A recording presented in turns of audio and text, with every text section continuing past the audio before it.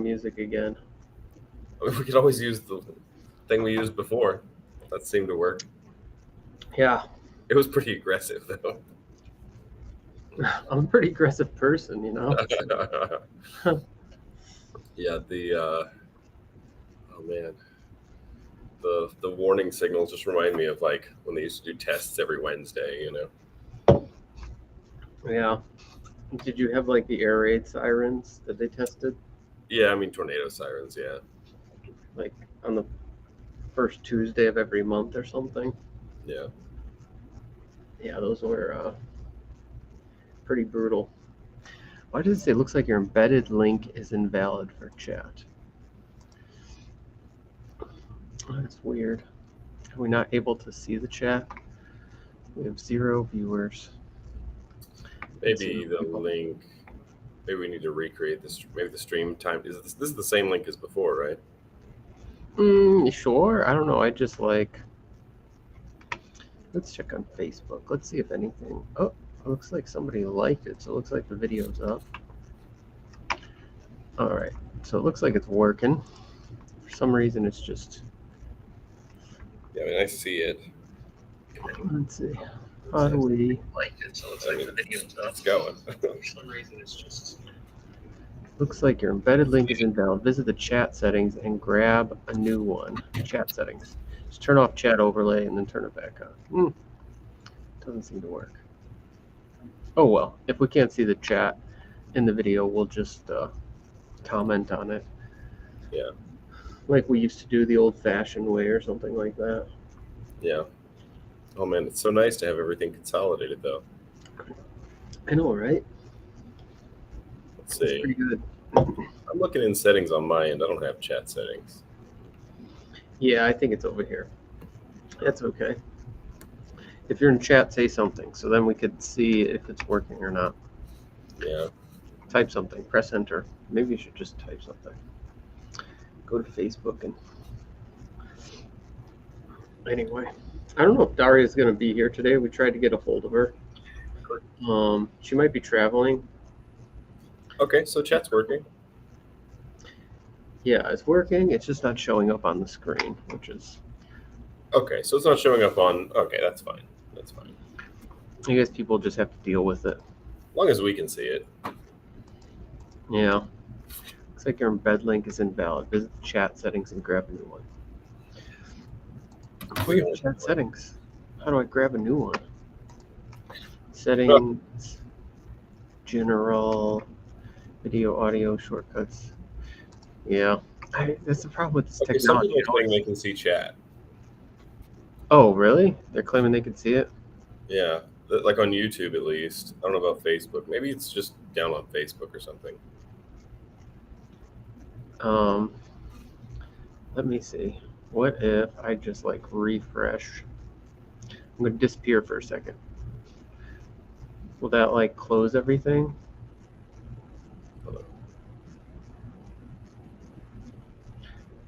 Okay, so Kitten can see it on Facebook. But is the chat streaming in the? Oh, it is. It's streaming in the video on Facebook. Okay. Weird. Okay, that's fine then, because we could see it on the side. That's yeah, whatever. It's just an annoying error message. Man, yeah. This stuff always bothers me, because it's just like, how hard is it to get live streaming to work? Right. And like, how many people do it all the time? And it's like so error prone. Like, imagine if your car just like every 5 times you used it just like didn't work. Like something didn't work, Yeah. Oh man, it's better than Zoom though. Zoom was awful. Yeah. I think the worst like video chat software I ever used was Signal. It was a mess. Oh yeah, you use Signal video chat? Wow. I know. Yeah, I'm kind of done with Signal. I deleted it. And Moxie, Marlon Spike, he's my friend. Moxie, shout out to you. But like, it has a lot of issues, and yeah, it's just so hard to use. I just like had so many issues with like people who had Signal. Like if you send a message to somebody who has Signal downloaded, it would go to their Signal and not their normal text messages. Yeah. And so if they didn't have like their notifications on for Signal or like Apple, really weird stuff happens. Like people wouldn't even get my text messages, you know? And I was just like, oh gosh, this is super annoying. And eventually I just had to give up because like people who had Signal downloaded but didn't use it, like they wouldn't get my text messages for some reason. Yeah, and see, what got me on it was, it was like really hard because I mean, I guess encrypting is an extra step, so like the bandwidth is higher or something. But yeah, the thing that finally was it just quit working one day. Like I'd push the app and it would like pop up and immediately crash, and then I even uninstalled it and reinstalled it, and it just never could work. So I was like, well, I guess I'm done. Oh God, yeah.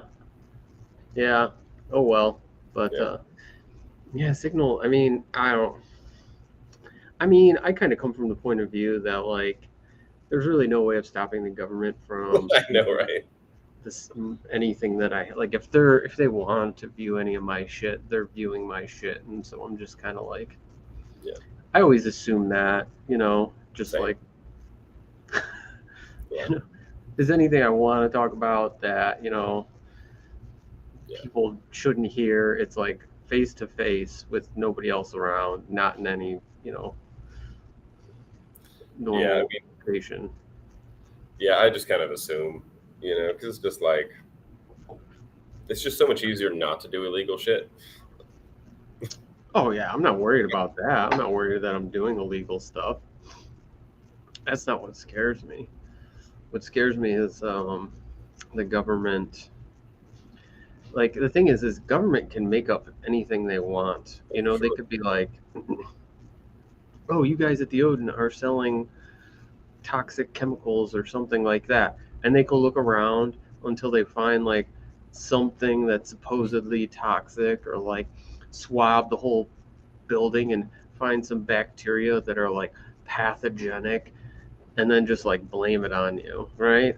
So like that's what I'm more worried about, is them having any sort of evidence to back up shit like that.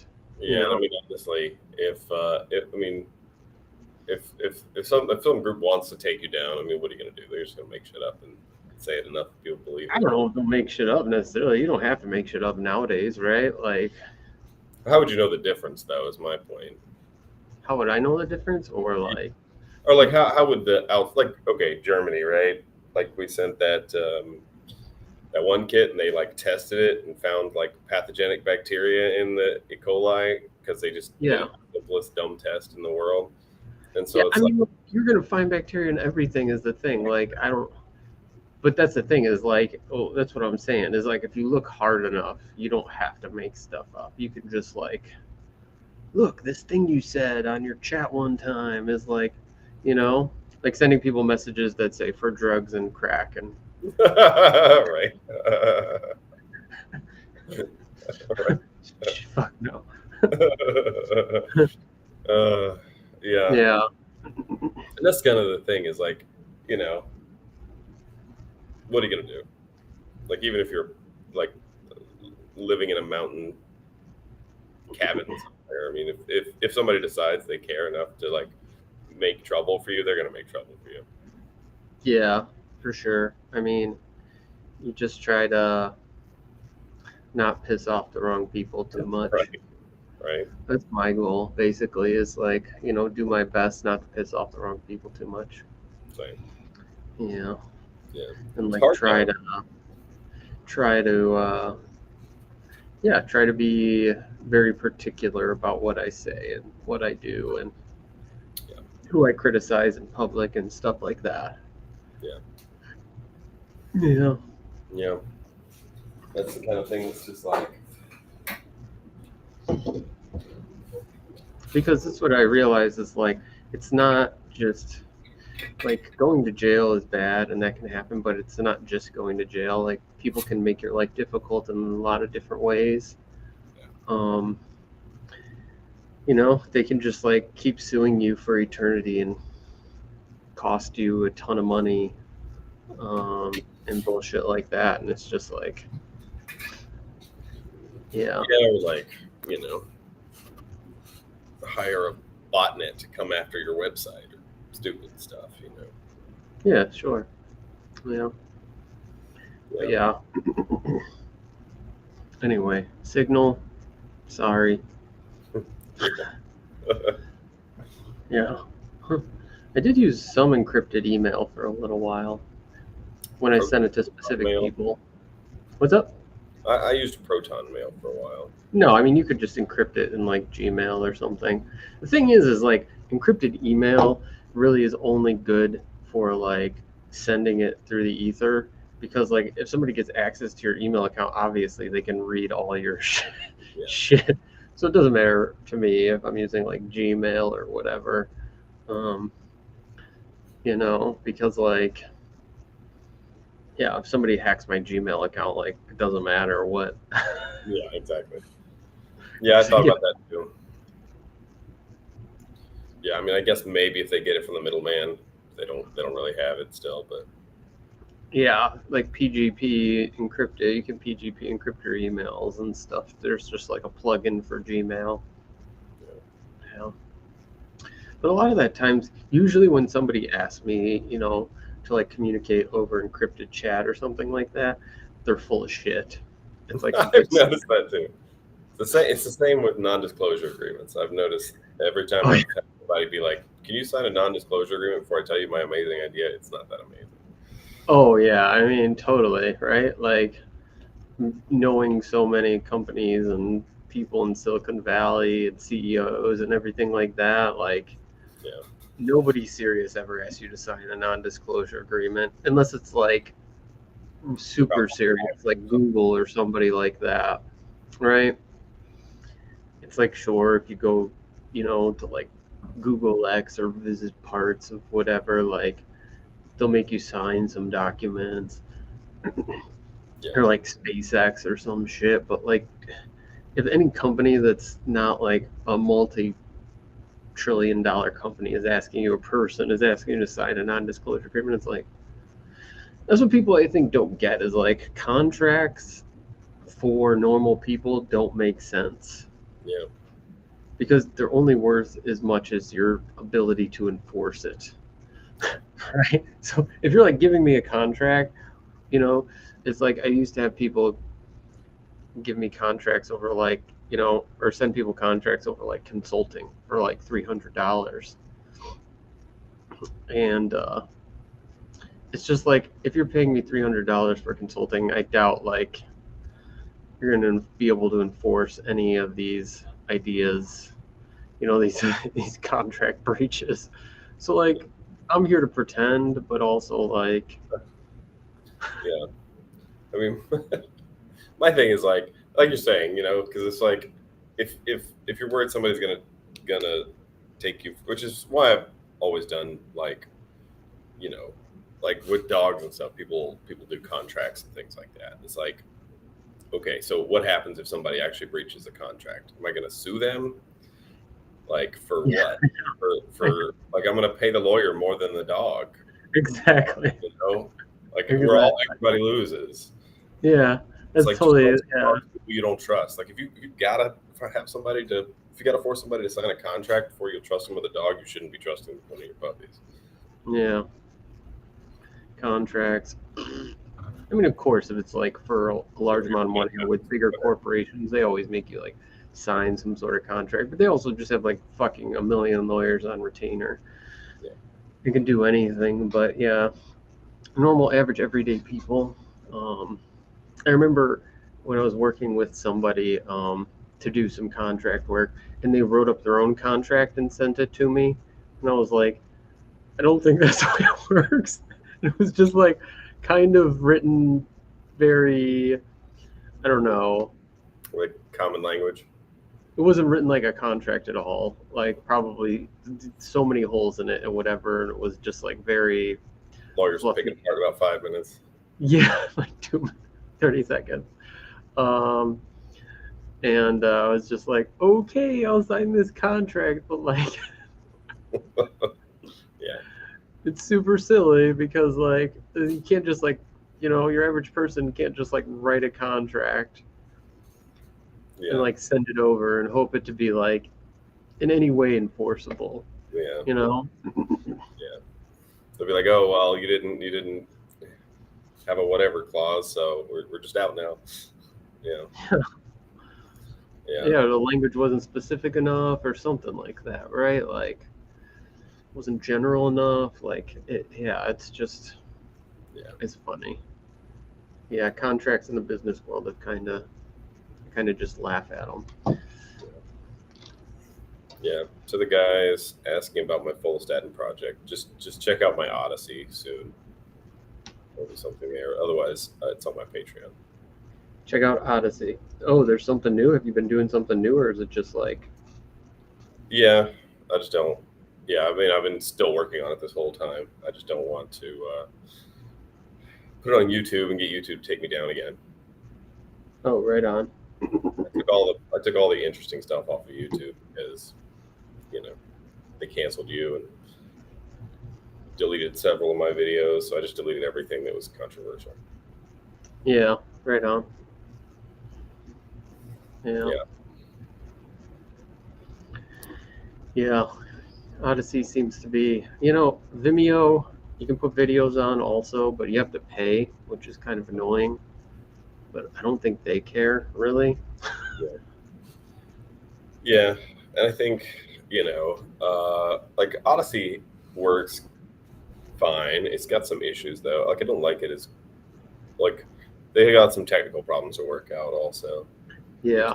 It's definitely like a better, like an easier platform, Yeah. They were not as picky. Yeah. So, well, we're going to talk about bannings and stuff today. So we'll get to it. Don't worry. Or we are already getting to it.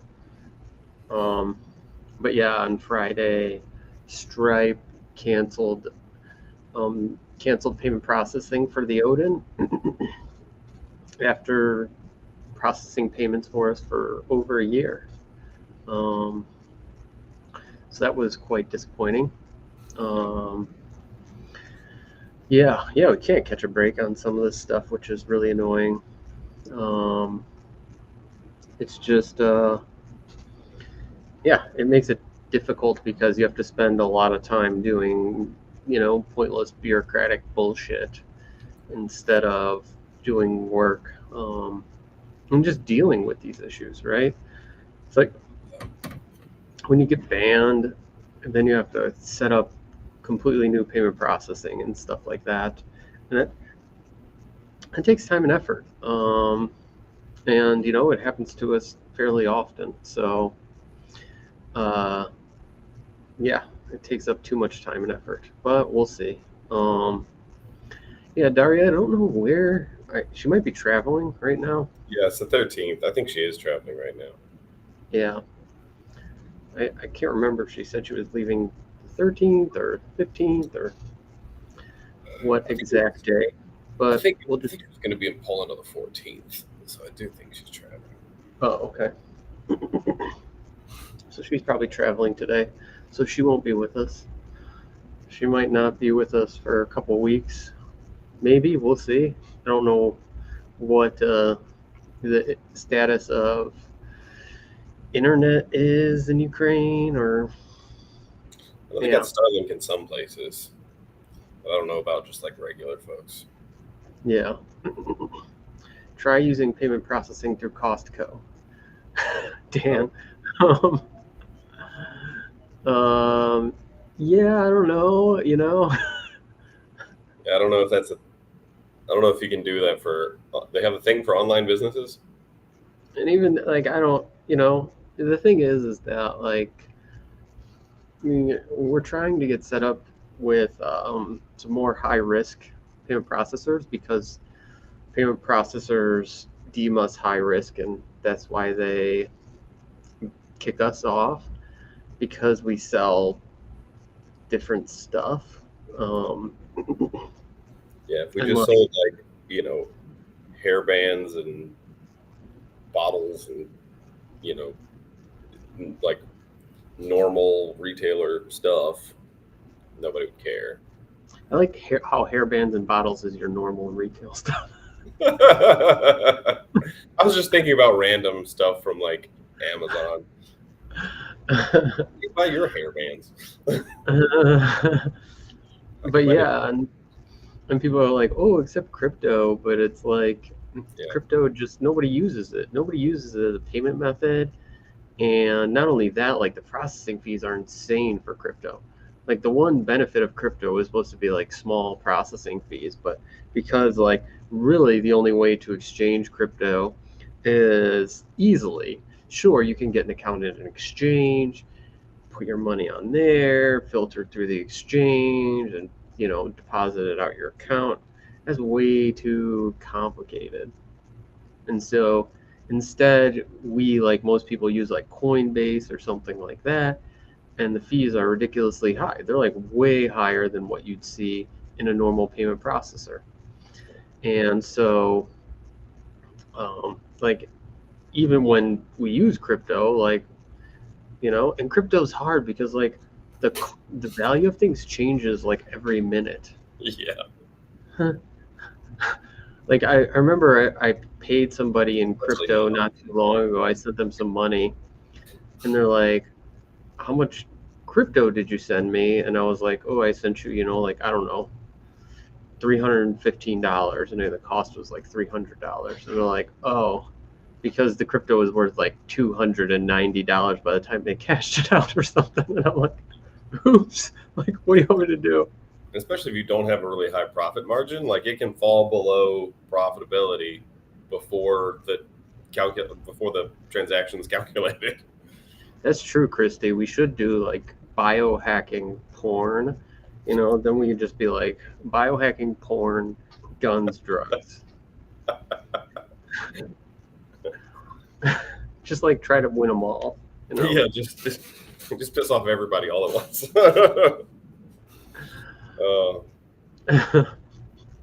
Biohacking porn. There should be, like I remember back in the day they used to do for hackers, computer hackers. They used to do like hacker porn calendars or some shit. Really? Oh yeah, right. Have like Kevin Mitnick on there. Get them in DEF CON. Oh no, it was like usually. Yeah, I'm sure models. I was joking. Yeah, but it was pretty funny. Yeah, that's funny. Biohackers. We should do that. Biohacker calendar. I wonder how well it would sell. Probably not good. I don't think so. I don't know. I don't think people want to see naked pictures of us, David. I've gotten some weird emails. I know you have. I don't know if Paul would be okay with that, right? She'd be pretty pissed.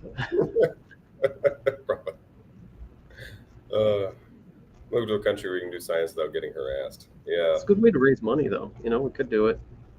The thing is, it's not country-based, like these are internet companies, so it doesn't matter where we are. We'd probably have a lot harder to, like, in some countries, we wouldn't even be able to use Stripe, period. Yeah. Much less be banned from it. So it's countries. So I think that's the issue, is that like the U.S. is a great country to do biohacking. When did that offer to buy me? I know, right? I definitely get some weird messages. Yeah. Ooh, I got some. Some fresh ones. Today's weird messages. Okay, good. Here we go. Hi, I had a dream the night before last that it was a zombie apocalypse, and I was hiding with you in my basement, and the FBI was looking for you, and they came to question me, and they kept asking if I kept asking them if they were looking for you because you were the cure, you had the cure, because you were the cause of the zombie apocalypse. They wouldn't tell me. What is it?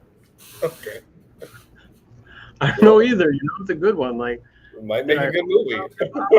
Or did I make the cure? Nobody knows until the end. Maybe both. Yeah, but leave it ambiguous so there's drama throughout the scene. Yeah. That's it. That's what I got this morning. Oh, I also got this one. Bro, what happened to your body? You used to have big arms and you look ripped. I think the person's trying to hit on me, maybe jealous.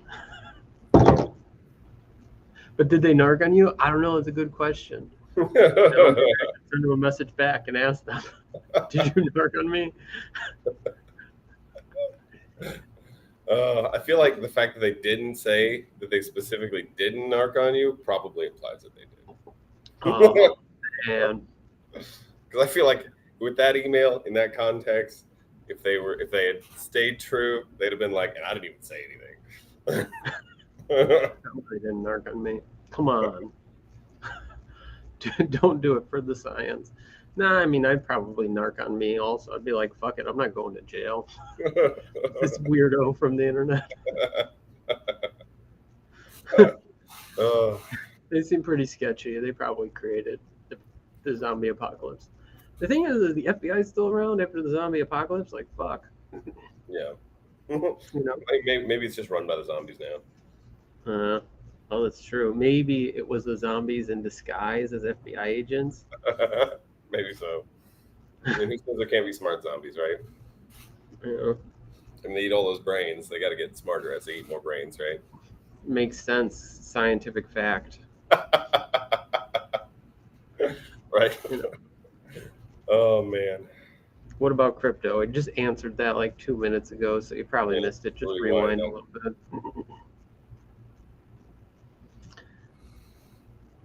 But your wording doesn't really unite people for a cause.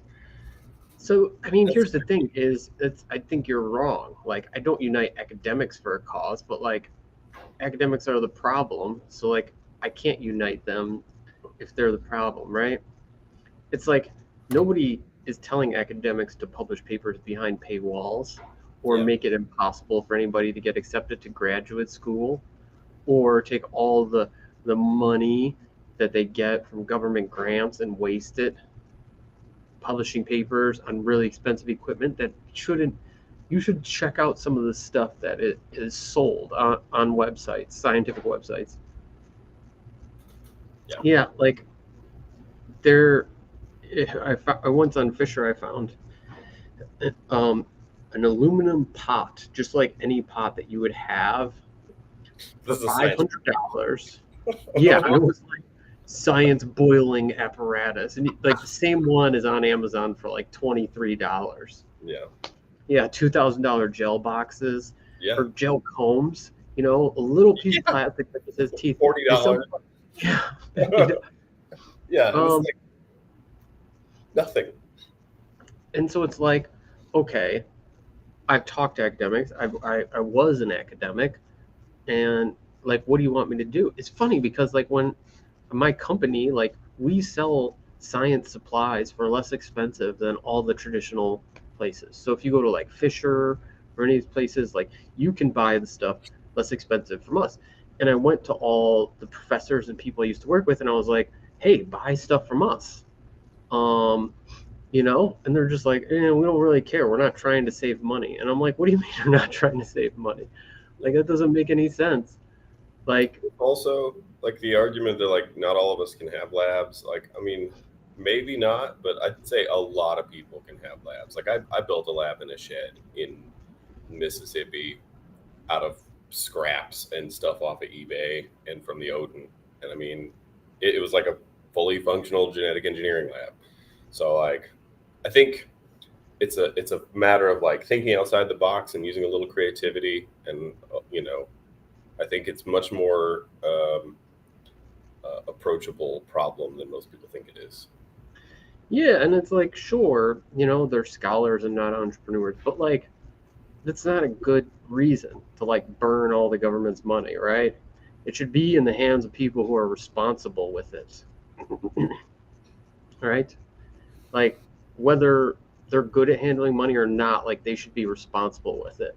So each dollar they get, they should be using it diligently to get the best results that they can. But that's not the way it works, right? Instead, they just buy, you know, a box of pipette tips for $20 because that's what Fisher sells to them for, and they're happy with it, right? Yeah, it's disappointing. Yeah. But yeah, accessibility for poor, disadvantaged, under-resourced people is like what we're going for, right? Here's the thing: what people don't understand is that like academic scientists are a very small group of people. Like academic biomedical scientists, it's very small. You're talking in the hundreds of thousands, less than 500,000 people in the US, right? And so like it would be easy for the number of biohackers to surpass the number of academic scientists. And then like who cares what academic scientists think? Yeah. Right? Like why would I one day they'll come around and be like, "Ooh, maybe we should start working with the biohackers." I've never been against working with academic scientists. They're the ones who've attacked me or against working with me, you know? And so it's just like Yeah. As far as how much did my lab cost, I have no idea, really, because I didn't just like spit out some money and build it all in a day. It was like I get this thing and that thing and this thing, and I build this and I make that and I upgrade this. So it was like all pieced together. So it would be like at the Odin we sell like a basic genetic engineering lab for I think like $1,500. Yeah. Which is that's with the extra. Super inexpensive. With the extras. And so it's like you can get set up with like a very, with like most of the equipment you're ever going to use for like $1,500. And maybe like total you buy a bunch of other stuff, free agents, supplies, it ends up costing you easily less than $5,000. But yeah, it's not like a super expensive endeavor. Unless you're like in a professional lab, then these people just spend ridiculous amounts of money on stuff for no reason. Yeah. And this kind of thing is like, and I'm not the only example. There's like lots and lots of people that have built home labs who aren't like wealthy people, like lower middle class that should easily be able to build a home lab. Like if you can build a wood shop, you can build a home genetics lab. Yeah, that's what I think is like the goal, is that like hobbyists, if you want to do it as a hobby, it shouldn't be any more expensive than any other hobby you wanted to do. If you wanted to get into playing some musical instruments or something else, like we're trying to get it at a price where people can afford it. Yeah. While also making money so that we can keep running. As long as we can get payments processed anyway. Yeah. Just take credit cards over the phone or something. Yeah. You could do it old school, have one of those little machines, have people show up and just go like shunk shunk. Send me a check. Oh man. Who even has a checkbook anymore? Oh yeah, I mean I don't have to pay anything by check, but occasionally the Odin does. Like every once in a while there's people who only send checks. But I'm so happy that like I can pay my rent and everything online. Yeah. But yeah, I definitely when lived in Oakland, the landlord for the Odin only accepted checks. So yeah, that's the only thing he used checks for. Basically, was just like. I think the only thing I've used a check for is like in like the last 10 years, probably, other than like a voided check to whatever, is like the government. Like some government agencies only take checks because they're. Oh yeah, that's funny. Yeah, it's like you're a multi-billion-dollar institute, or like a multi-trillion-dollar institution. How do you not take credit cards in the 20th century? Yeah. For Bill, where do you buy your DNA from? I usually get it from either GenScript or SynBiotech, depending on like what I want. There's a ton of companies that you can get DNA from. It's not like just search online like DNA synthetic synthesis. DNA synthesis or whatever, and like try a company, and if they're like, no, we won't ship to you, then just like try the next one. And they're all pretty equivalent in price. Yeah.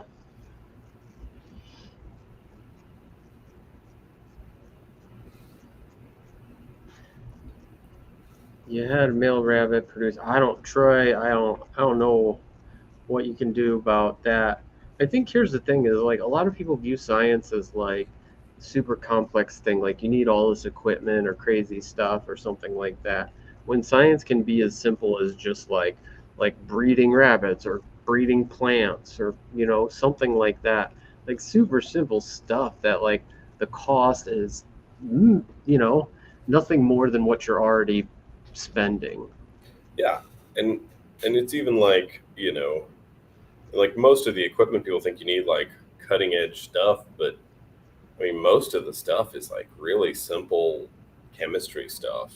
You know, it's like, and people waste money on a lot of stuff they don't need. They're like, okay, I'm gonna go buy a really good microscope. It's like, first of all, you don't even need a microscope in genetics most of the time. Yeah. Like my microscopes at home are covered in dust because I rarely use them. It's like, spend that money on a gel box. It's gonna tell you way more. Yeah, or something else. Yeah, it's funny. Yeah, I think microscopes are like the object that people see science as. So everybody wants a microscope, and they're cool. Don't get me wrong. Like, I love microscopes, but also, it's like after like 10 minutes, they're kind of boring. I can't get lost in A bunch of fluorescent stuff. microscope though. I looked at a bunch of stuff under the microscope. All right, like I get it. Things look different when you look at them up close. With the exception to me of fluorescent microscopes. I can get looking at some fluorescent stuff, like especially like fluorescent cells or something, and I'll just be stuck there for hours. It's just so beautiful. Oh yeah, Yeah, right on. a nice fluorescent microscope. I can definitely get stuck in that. But yeah, I mean, most of these things are not complicated and easy to build. Yeah. Um, yeah, these live chats, I think, right now they're uploaded to my Twitch. I have a secret Twitch channel. I used to do some live streaming. The problem with Twitch is that um, they remove the videos after like 14 days or something like that. It's annoying. Yeah. I don't know if that's good or bad. But yeah, I used to do some Not like conducive to. Magic the Gathering live streaming and stuff. Nice. I know. I know. I might do some again if I have time.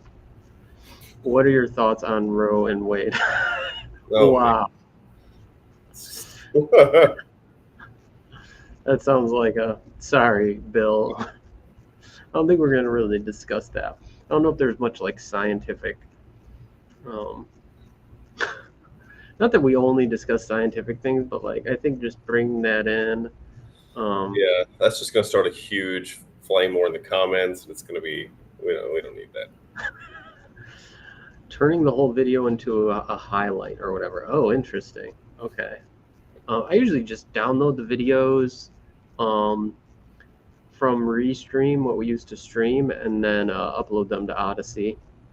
So like odyssey.com/biohacktheplanet is my Odyssey.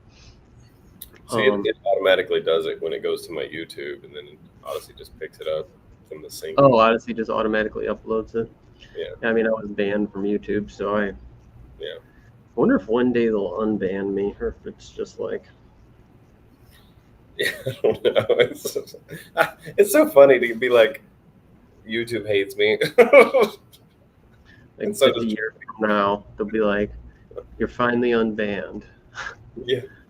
Oh my god, it's the happiest moment of my life. Oh man. Any news about the documentary? Yeah, I mean, it's something that we're working on still, putting together the footage and stuff like that. Yeah, it just takes time. We're hoping to have some stuff by Biohack the Planet, which is Labor Day weekend. The first few days of September, we're having a conference at the Odin. So if you're coming to that, yeah, you'll hopefully be able to see something. You'll definitely be able to see something. So yeah, it's coming along. It's just like these things take time. Um, it's a lot slower than you imagine, because there's just like, little things like organizing footage or dealing with sound and syncing up the audio and all these things that just make it a slow color correcting and make it a slow process. Yeah. Is there any country we won't get pressed for biohacking? I mean, I think the U.S. is probably the best one where you can just biohack all you want without people doing much. The trouble is, it's not the U.S. that usually causes problems, so much as it is like tech companies being scared that they're going to get, I don't know, in trouble for being associated with you or something. I don't know who Zania Jones is. Is that like somebody I should know? Zania Jones? Are you friends with Zania Jones? I don't know who the person is, so we're not friends. Definitely not. Zania Jones. He's an American writer, blogger. It's like science and technology kind of. I don't know. Oh, a science person, yeah. Busting hoaxes. Blah blah blah. Yeah. No, I don't know this person. I don't know. Who knows? Maybe someday. Yeah.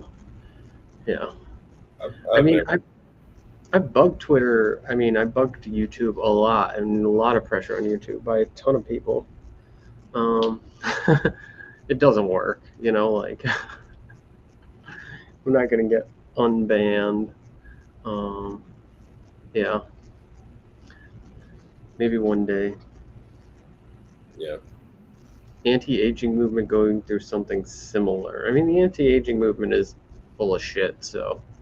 I mean, the thing is, but the point still kind of stands, right? Is like, if something's around long enough, people just accept it as normal eventually. There's a point, like, if you're like the first biohacker in the world, people are like, if you're a crazy person, you shouldn't be doing this.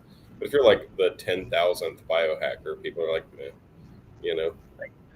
it's just a thing. On anybody that like David Sinclair, George Church, Aubrey de Grey all died before 100 years old. Maybe even like before 80, 90, let's say 90, if anybody wants to take that bet. Like, I bet you they all will. Yeah. It's maybe George is vegan, but the thing with George is he's also like 6'6" or something. Oh, it's working against him. Yeah, don't like bigger people tend to have less long lives. Yeah. So and he's not exactly skinny either, so. Yeah. So who knows? But yeah, I mean, I think the problem with anti-aging is they're trying to sell you bullshit.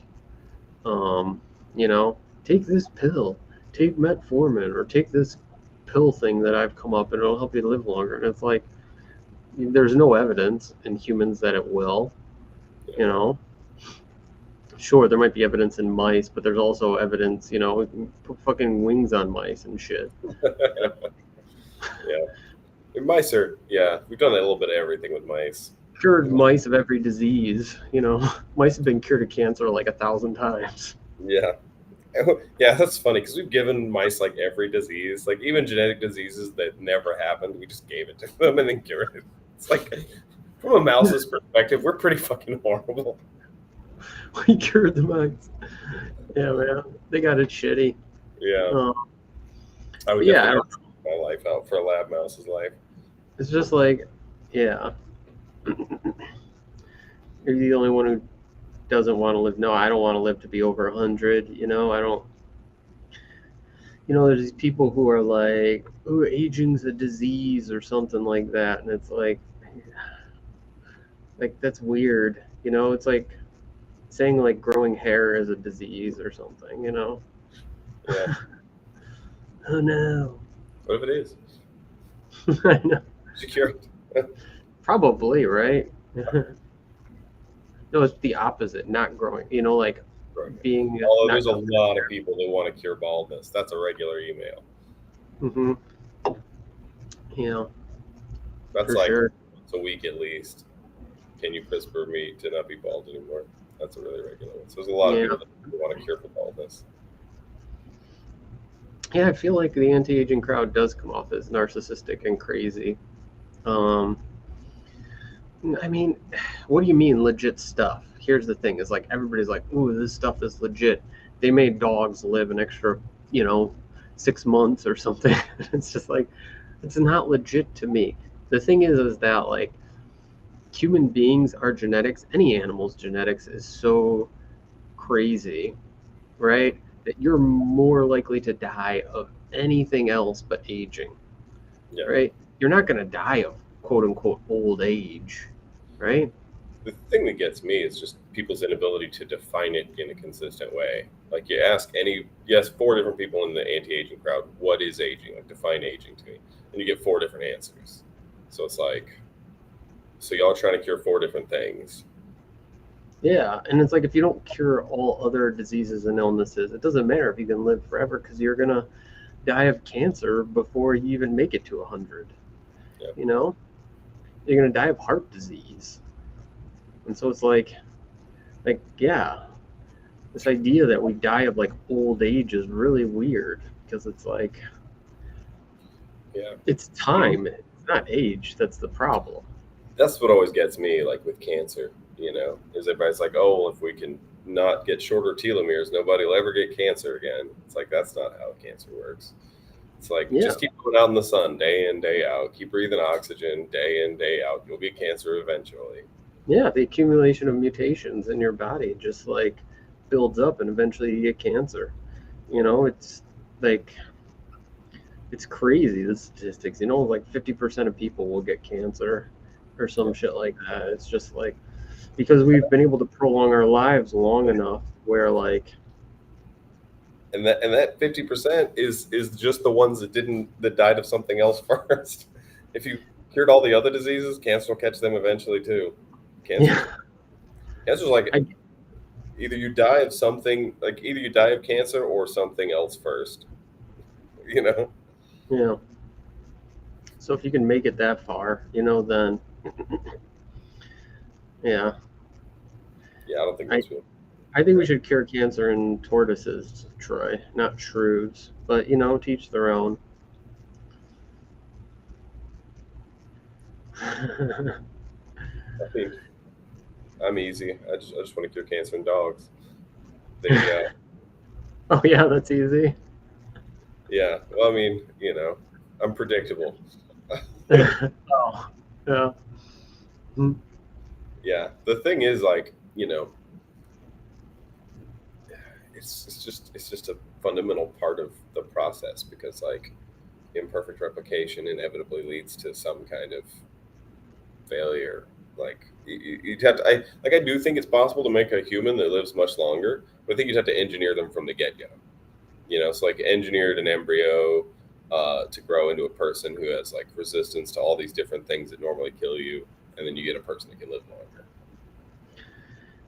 Yeah. mRNA technology is not promising in cancer at all. Like, it's so funny because like mRNA with the COVID vaccines, everybody's like, "Ooh, mRNA is so great," and it's like, no, it's still as shitty as it was before the COVID vaccines. The government just paid money for it. Yeah, Like, they just brute force the shit out of it, and it's yeah, like like there's so many better vaccines. Like, you don't need mRNA. what got me is like everybody started talking about how this is like super new technology, but it's like the first one was in like 1993 or some shit like that when that first patent came out. It's like this is not like the idea of injecting somebody with RNA and then having that express a protein is not at all new. Yeah. Yeah, so it's like I don't, mRNA is not going to save us at all. And plus, like, and there's really like that's a big problem because you know, like cancer's a problem of like you've added something. You have this new trait you want to get rid of. But like gene therapy is good at adding things to a small number of cells. It's not good at taking things away from a large number of cells. So like if you want to like fix your cancer mutations in like a billion cells, like there's just not a gene therapy that can do that yet. We don't have the technology. So like And then mRNA would be like even super temporary. You get like 2 days of whatever. Yeah. Yeah. I mean, um, it's okay to be afraid of stuff like mRNA. I mean, it's okay to be afraid of a lot of these treatments, um, especially like we the scientists, even these clinical trials, like they're not completely comprehensive, and that's the thing we're seeing now, right? We're seeing that like there are a lot of side effects, Yeah. right? And like not just fake side effects, right? Side effects that are confirmed by the CDC and other places. Um, and so like these things, every drug is going to have some sort of side effect or issue.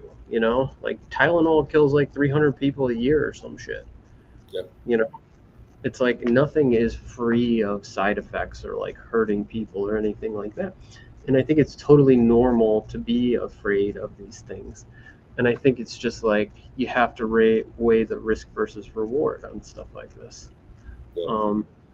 And I think that's up to you as a person. Um, And that's true of any medication, whether it's like pain pills or, you know,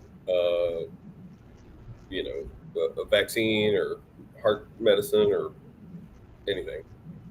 yeah, like make the choice. And if you don't completely understand it, talk to medical doctors, scientists, other people, try to get a better idea. But like I'm kind of the viewpoint that like people should have the right to do with their body what they want, whether that's to take a vaccine or not take a vaccine.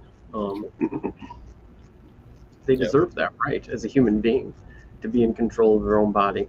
Um, it's like the least thing we should have, but we don't. Yeah. It was funny when we did our vaccine, people got mad that we did the wrong vaccine. Yeah. and so they called us anti-vaxxers. Yeah. Yeah. Yeah, the whole thing is funny in general. Yeah. Yeah. It's just like Yeah. I mean that's good, like we should allow people to be um who they are or whatever. Do what they choose. Yeah, I mean, especially when you're talking about like your own body. Like if you don't own your body, you don't own anything. You have no rights. Whatever it is, it's like there is a potential for there to be harmful side effects and shit like that. The And bots even though like the people say, oh, the side effects are much smaller than your chance of getting COVID, like still people should be able to make that choice. not everybody's the same, right? So like the side effect risk varies from group to group, right? In some Yeah. groups, things weren't tested on. Like I know England came out eventually saying one of the vaccines, I don't remember which one, was not recommended for boys below like 15 or something because the risk of side effects was greater than the risk of COVID. And they didn't change the recommendation here in the U.S., but they did change it in the U.K. So it's like, Yeah, that's one thing that really bugs me is like each country has their own like FDA type place that'll like allow things to be used as medicines and stuff like that. And it's like nobody if something's like approved in one country, it's not approved in another country, which doesn't it's like the scientists in the US are better than the ones in the UK or vice versa. So that like like no, we have to make sure it's correct ourselves, not just like they make sure it's correct, which is like the dumbest thing ever. It's like, wait, what? Countries that just do that, they just have like a list, and it's like, if it's approved in the U.S. or China or any of these like big countries, then it's automatically approved here because they don't want to, like, they're a small country and they don't want to have to bother having their own FDA or whatever. Oh yeah, well, most of those countries just let everything. It's like, whatever. Any drug is allowed here, Yeah, and it is crazy. That's another thing that's weird to me is like how many things, like whether something's prescription only or over the counter, varies from country to country. It's like you can go to some countries and just be like, hey, I'd like some whatever, and they just give it to you. And then you go to another country and they're like, no, we need a doctor. Okay, that. Yeah. Oh, for sure. Yeah. There, a lot of countries, Mexico and, South American countries and places like that where you can just like go to a local pharmacy and get drugs that you can only get through prescription in the US, Yeah. you know? And things And like this, right? Like my inhaler, it's over the counter now, but it used to be over the counter, and I bought it over the counter for like $30 an inhaler, right? And then they changed some laws, environmental laws, weirdly, and outlawed this particular inhaler. So then I had to get a prescription inhaler, which costs like 3 times as much. And that's not counting having to pay to go to the doctor for the doctor to go, yep, you still have asthma. It's like it's not going away. It's going to be this way for forever. Just let me buy the damn thing. Or I was like, just write me a prescription for the next 10 years. They're like, oh, I can't do that. It's like, well, am I going to get better in the next 10 years? They're like, no. It's like, they just want you to come in every 6 months so they can keep writing prescriptions. oh yeah, that's so dumb. Stuff like prescriptions are so dumb, especially for like conditions that are lifelong or things that you'll take. It's just like why? Why do I have to go to the like Yeah.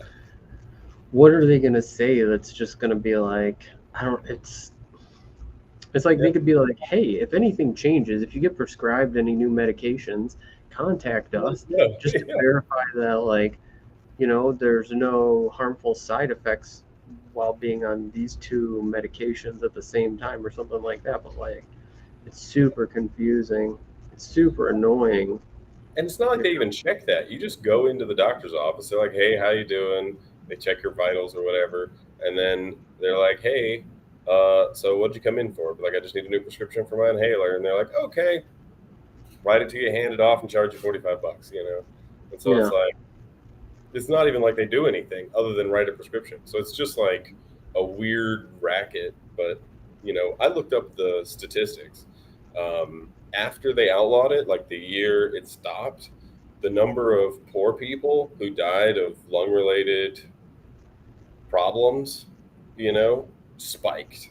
So I mean, they wrote a law and it killed a lot of people, especially people who couldn't afford to go to the doctor Yeah. and get prescriptions. They just did without their medication. And so it's just like, okay, screw those people, I guess. And, and I tried a bunch of different stuff, tried to do without it, but eventually just had to because I don't have any money time either. But like people with really severe asthma that are like gonna die if they don't use their inhaler 10 times a day, I mean, come on now, you can't just kill people. Yeah.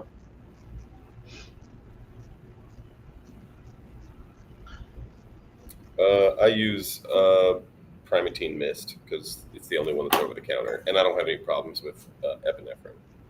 A lot of people, epinephrine makes their heart rate go up and things like that, but it doesn't bother me.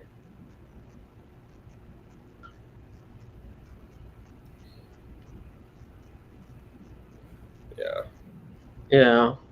Yeah, I mean, it is pretty interesting with children and stuff like that. They are pretty crazy about, having you come in and stuff like that. And it's not necessarily required. That's one of the weird things is like they try to make you feel bad about a lot of stuff if you don't do it. And it's just like, wait, like I have to pay for this. And like, you know,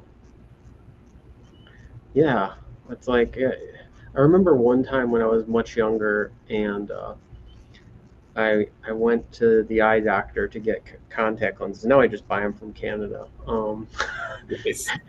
You can just buy them online from Canada and they'll ship them to you, and you don't have to get a prescription or anything. Yeah, because what's going to happen? Oh no, I have the wrong contact lenses. Totally. My vision's blurry. But like,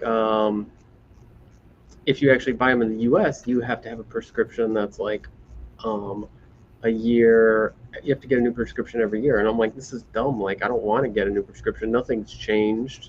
Yeah. Like the only reason I'm going in is like to satisfy, some requirement made by the government or something like that.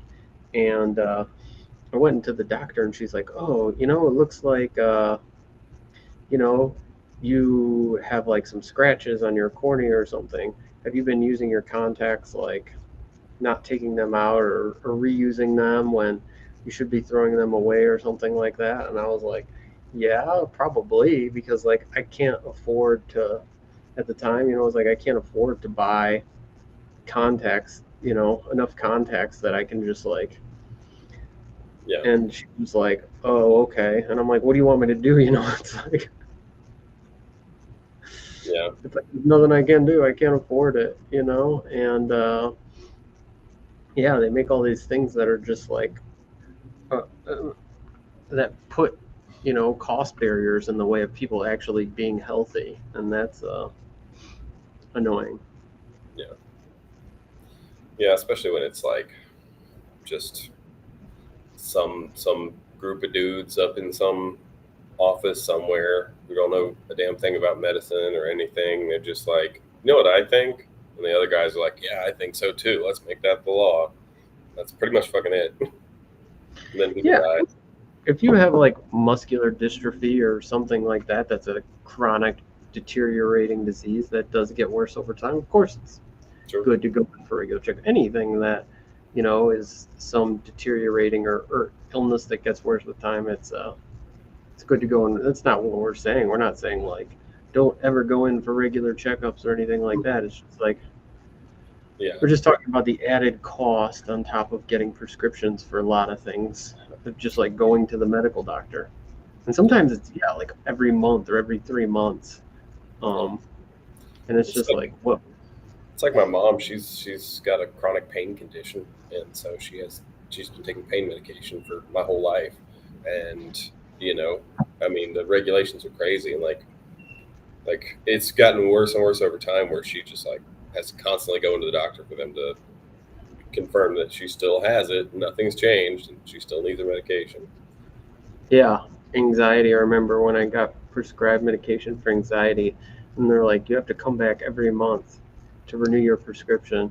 And this place was like an hour drive or, like 45-minute drive away at the time or something like that. And I was like, that's fucking ridiculous. It's like, can't we just be like, has your anxiety gone away? No. And then just be like, all right, we'll renew your prescription.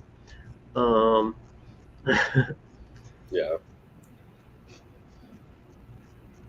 Yeah, and it's really weird. It's like, especially like, you know, like I could get it if the drug's like super dangerous. It's like, 10% chance this drug kills you if you don't have the right, if you don't actually have this condition and you just like WebMD it and think you have it, then sure, I can kind of get some things being prescription, but like, yeah, stuff that like once you your check, drugs, like, should just be available to anybody. You should just be able to get them over the counter. It's kind of fucking ridiculous that you need a prescription for a lot of things. yeah, but if it's something that's just like, yeah, you're gonna need this for forever. What are we doing here? Yeah. It's like, yeah, who's gonna die from most of this stuff? It's just like, Yeah, and if it's just like not gonna change anytime soon, like what are they worried about with my inhaler? That I'm gonna like my asthma cures itself, and then I keep buying them and using them because my inhaler addict now. I'm like, what is the what is the goal? I don't know. It's really weird. Yeah, it's really weird gatekeepy thing. Yeah, because it is like in some countries you can just go into the pharmacist and just be like, all right, I'm sick. I need, this whatever, antibiotic, this thing, this steroid, and they'll just give it to you. And like nobody's dying. Yeah. And also like, yeah, and like fish antibiotics and stuff like that. Like I've definitely taken fish antibiotics. Right on. I mean, antibiotics are easy to get in general. Yeah. For sure. But yeah, you take like what was it? Or like somebody was saying that melatonin is not over the counter in Germany.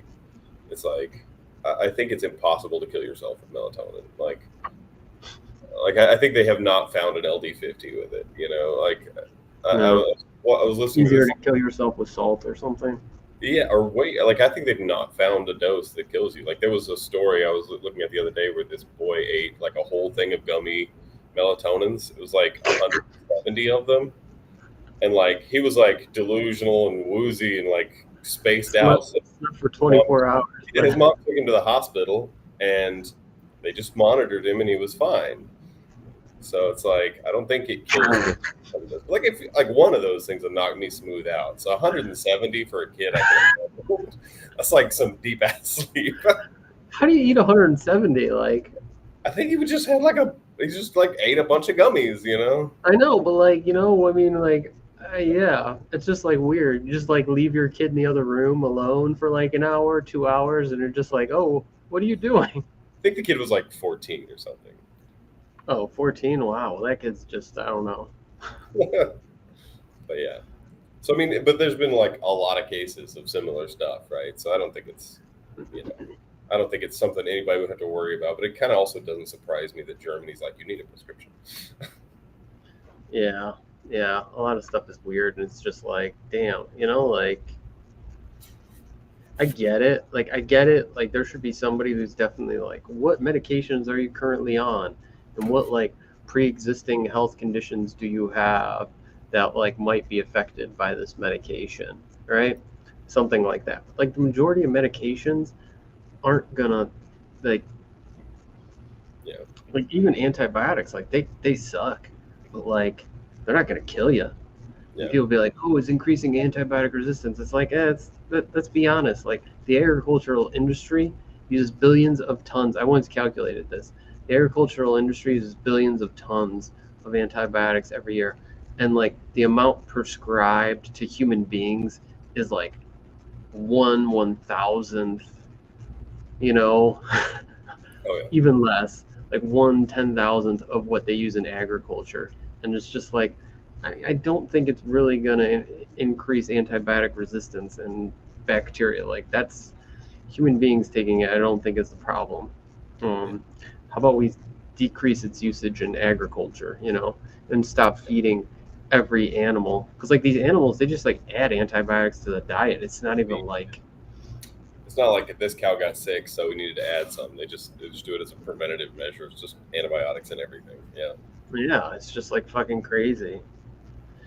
Yeah. Yeah. Yeah. I mean, obviously, I use antibiotics when my dog gets sick, but that's because they have like an infection or like a wound or something. But like, Oh yeah. Yeah, just doing it all the time, just as a baseline, that also just seems weird to me. It's like from the day you're born to the day you die, you're gonna take it, or like 2 weeks before you die or whatever, you're gonna take antibiotics. Yeah. Yeah. Yep. I mean, and there's so many drugs that just would get prescribed that are just like that's not gonna, like you could literally just eat the whole thing and it's not gonna kill you. Yeah. Yeah. It's like birth control. It's something that people were talking about recently is making it over the counter. It's like I don't see why not. Like it's weird that it's not. No, it wasn't. Why would it not be? Yeah. Because don't you get like the whole 30 days worth of it anyway? So like if you were gonna just go crazy and eat them all, you could just sit there and go crazy and eat a whole 30 days in one day anyway. Yeah, but it's like not gonna do anything.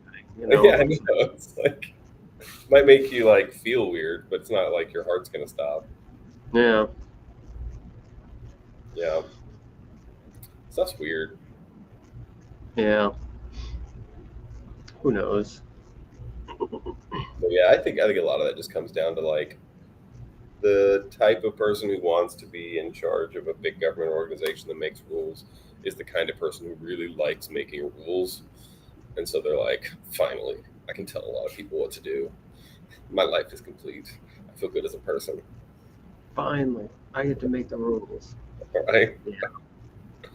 And so they're just like, I think they just kind of like get off on it. They're just like, guess what? Today I made a rule that's going to make life slightly more annoying for 300 million people.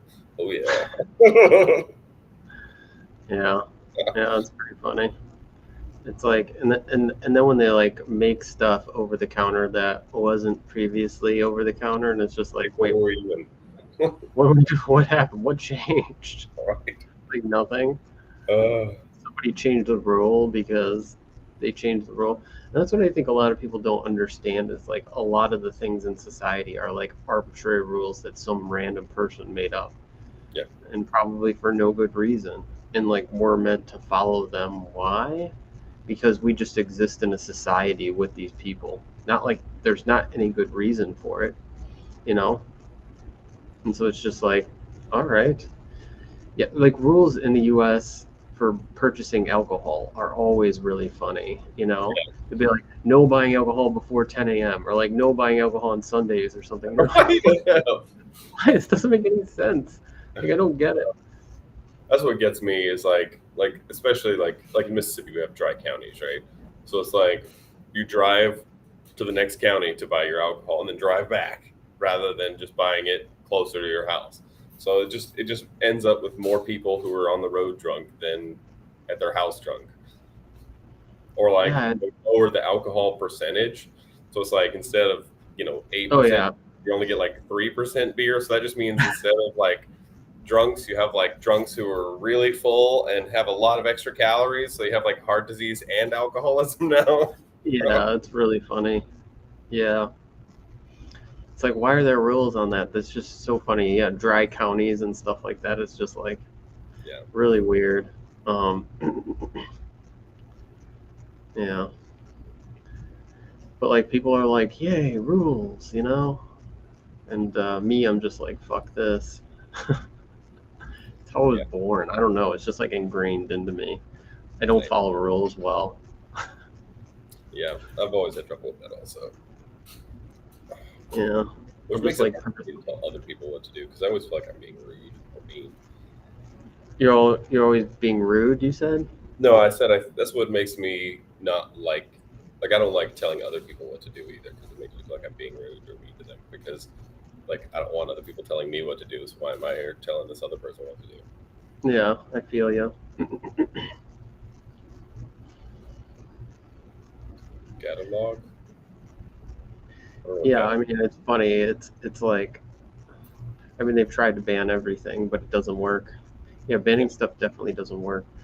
And like, I'm not like super libertarian, and I'm not like, ooh, we should make like heroin legal and all that stuff. Like I'm okay with there being like making some stuff more difficult to obtain Yeah. than other stuff, but also it's just like, mm, like if especially things like cannabis, Yeah. it's like there's no way you can overdose on it. Yeah. Like the harmful effects are very limited, or at worst, they're like no worse than smoking cigarettes if you Yeah. smoke the I think you'd flowers. pass out long before you could overdose unless you just like speed gobbled a whole bunch of edibles or something. Oh, I don't think like I think it's one of those things also where like they can't find an LD50 for. Okay. Yeah. Yeah, or at least it's not like reasonable. And so it's just like, Yeah. yeah, That's the kind of thing where it's like, especially when we have like cigarettes and stuff. Like, how is tobacco legal, which we know kills like who knows how many people, and cannabis is not. Like, it's like so yeah, random, so random. That you can just tell that it was just like a bunch of shit that kind of happened for various reasons over time, and we just call it a system when it's actually just a bunch of garbage piled on top of itself. yeah, And when we all pretend it makes sense. yeah. It's just like, what is going on? Yeah, But, you know, you look that's at things like, like prohibition obviously did not work. All it did was make gangsters, and and I think pretty much everybody in the U.S. is on board with federal legalization of okay. So THC, the LD50 is 500 milligrams per kilogram. Um, yeah, so it's like 1 gram every 2 kilograms. You'd have to consume a pure THC. So, yeah, so for you to kill yourself on THC, let's say the average person weighs, I don't know, like 60 kilograms or something, you'd have to consume 30 grams of pure THC. That's, like a bowl full. Yeah. Good luck with that. Yeah, just like fill this up. Get a spoon.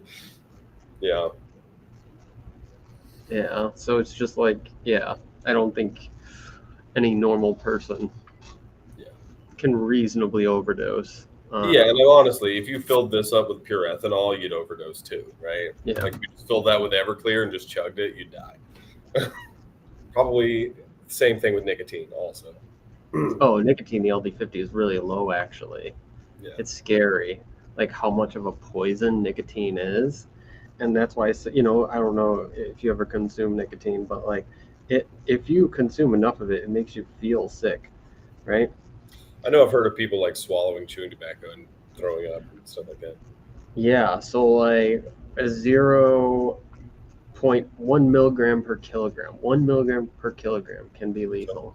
So 500 times more than THC. 1 milligram per kilogram, right? That's crazy because like for somebody who weighs 60, 70 kilograms or whatever, that's like 70 milligrams, like shit. That's like a tiny ass amount. It's like it would be like a couple grains of salt. Yeah. That's how much that would be. It's just like, whoa. Yeah, but it's legal. Yeah. Yeah, and that's what gets me is how random it is. Like, I wish we would just pick a like road. It's like either we think it's fine for people to do stuff or not. Yeah, it's like like and like I don't know. I mean, it's just like a generational thing. It'll take time, and it's like people start voting younger politicians into office, which is right. I can't believe people vote for. I know. That's what gets me. Is like we've been voting for the same generation for a long ass time now. People always complain about it. They're like, "Oh, I don't want old white guys in office," and they only vote for old white guys. It's like I'm confused. I know. Like, but they're the only one who could win. Yeah, unless you vote for somebody else. Because I know. Oh, it's so frustrating because it's just like, but you see what's happening, right? Yeah. You'd make us in charge of the wow. Thanks, Troy. I hope you never rule the world or the U.S. The head of the DEA get paid. We'd have to split it, but pretty good. Generally like higher level government positions, I think max out at like 160 or something like that. Plus you can get extras for certain stuff. So probably wind up with like 200K per year. I mean, minimum. Not to mention like all the speaking, Yeah, and all the under the table bonuses and vacations you get. Yeah, I mean, people try to vote against, but I'm the one who votes for. Like I vote for people that I want. Break the system. Yeah. If everybody just voted for, the shit would get better overnight. But whatever. Yeah. I'm the weirdo. Yeah. But California is funny. I remember in them, they'd have all these like really, really, really like downstream, like the treasurer of the school district you live in. And I'd usually just pick like the most random person that was. Yeah. I feel like I like that person's name. They don't seem like a career politician, so I'm going with them. I voted for somebody because their name one time. There was a judge in Mississippi on the coast because his name was David Ishii. I was like, well, I have to vote for him, I think. No, you cannot contract us for trying to treat conditions. Unfortunately, developing drugs for people that aren't approved by the FDA is illegal, and giving them to the people we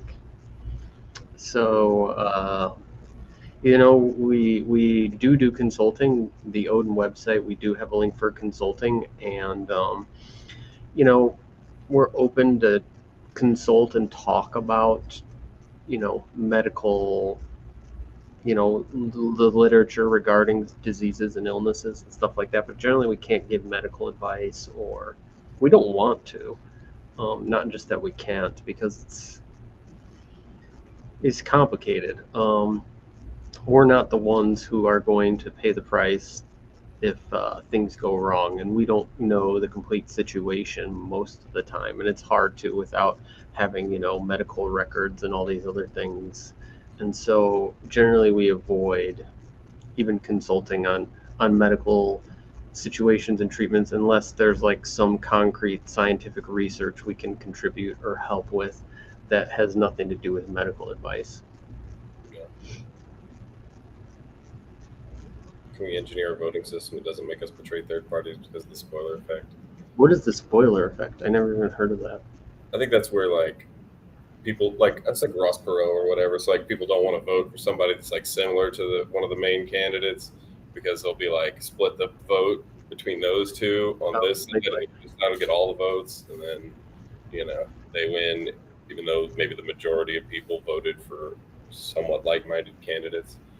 But yeah, I think just give people, you get one vote, but you have to pick whether it's for or against. All the against votes cancel out a for vote. Whoever has the most for votes at the end wins. I like the parliamentary system, where it's like we all vote for whatever parties we want. And then like at the end, like the party with the most candidates, they get to choose like the prime minister or president or whatever. I don't know. It seems to be like better. It seems to be like a pretty good system. Because then it's just like you're voting for the things you actually want. You're not voting for like a specific candidate. And then it creates more parties and people being willing to vote for more parties. It does create more parties for sure. Yeah. Which I think is a positive thing. Yeah. Two-party systems messed up. Wrong, yeah, I think more choice is always good. Locking people into two choices they don't want is not a good way to run things. Have either of you considered moving to international waters? This worked for me. I had to build a stealth research vessel. The Arctic is nice. Well, number one, that sounds completely made up, but I'll try to pretend like you're actually telling the truth. Number two, it's technically not really the way it works. Like just because you're in international waters doesn't mean you can't like be stopped by government agents or things like that. It's like a common misconception that it's just like if you murder somebody in international waters, you can still, the governments aren't just going to be like, oh no, we can't do anything about it. Like,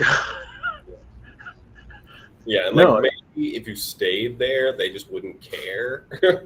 But like, if you come back, they're gonna be like, hey, you like did something bad. So there are plenty of countries where things, making drugs and things like that are totally legal. Where there's like, but you have to understand that like the repercussions of it, right? Like the repercussions aren't just like, ooh, like there's no patents you're breaking if you go to the Dominican Republic and make and administer this drug. No, it's like when you come back, like everybody's going to be trying their damnedest to like stop you, sue you. Like there's worse things than being in jail, Yeah. And I mean, also like, if you get like, even if you get away with whatever it is, then they'll still like they can always just do whatever, right? They can find something else, or they can make a new rule and say you violated it and throw you in jail for that. Like that's the other thing people don't realize about the government. Like if you piss off the government, they can make new rules, right? At any time. They can change the rules on you. So like you can't be like, haha, I found a technicality where I can beat the rules. Like, okay, well they'll just change them. There's nothing worse than jail. Trust me, been there twice. Well, I mean, like I've never been, to jail. I've been arrested, but or jail or prison, which one is? I think if they put you in a cell, it's still just like jail. Oh, I've been to jail twice. Then I don't, it wasn't that, but I mean, it was smaller town. It wasn't like anything crazy. Never been to prison, but like, I'm sure it's terrible. I have no idea. I can't. But like, you can also just imagine having everything in your life stripped away from you. Having no money, having no ability to get any sort of credit or job or anything like that. Um, like maybe having your family and your friends not want to interact or talk to you. You know, constantly having to show up in court, constantly having to deal with harassment and other things. It's yeah, it's just like it can be pretty bad, and that's one of the things that um, yeah, that's one of the things that I want to avoid. Yeah. Yeah. So, Like not having my life destroyed for like what, like being the first person to do something or like, and that's a weird question that you have to really think as a biohacker is like, would you be willing to go to jail to try to save somebody's life or help them?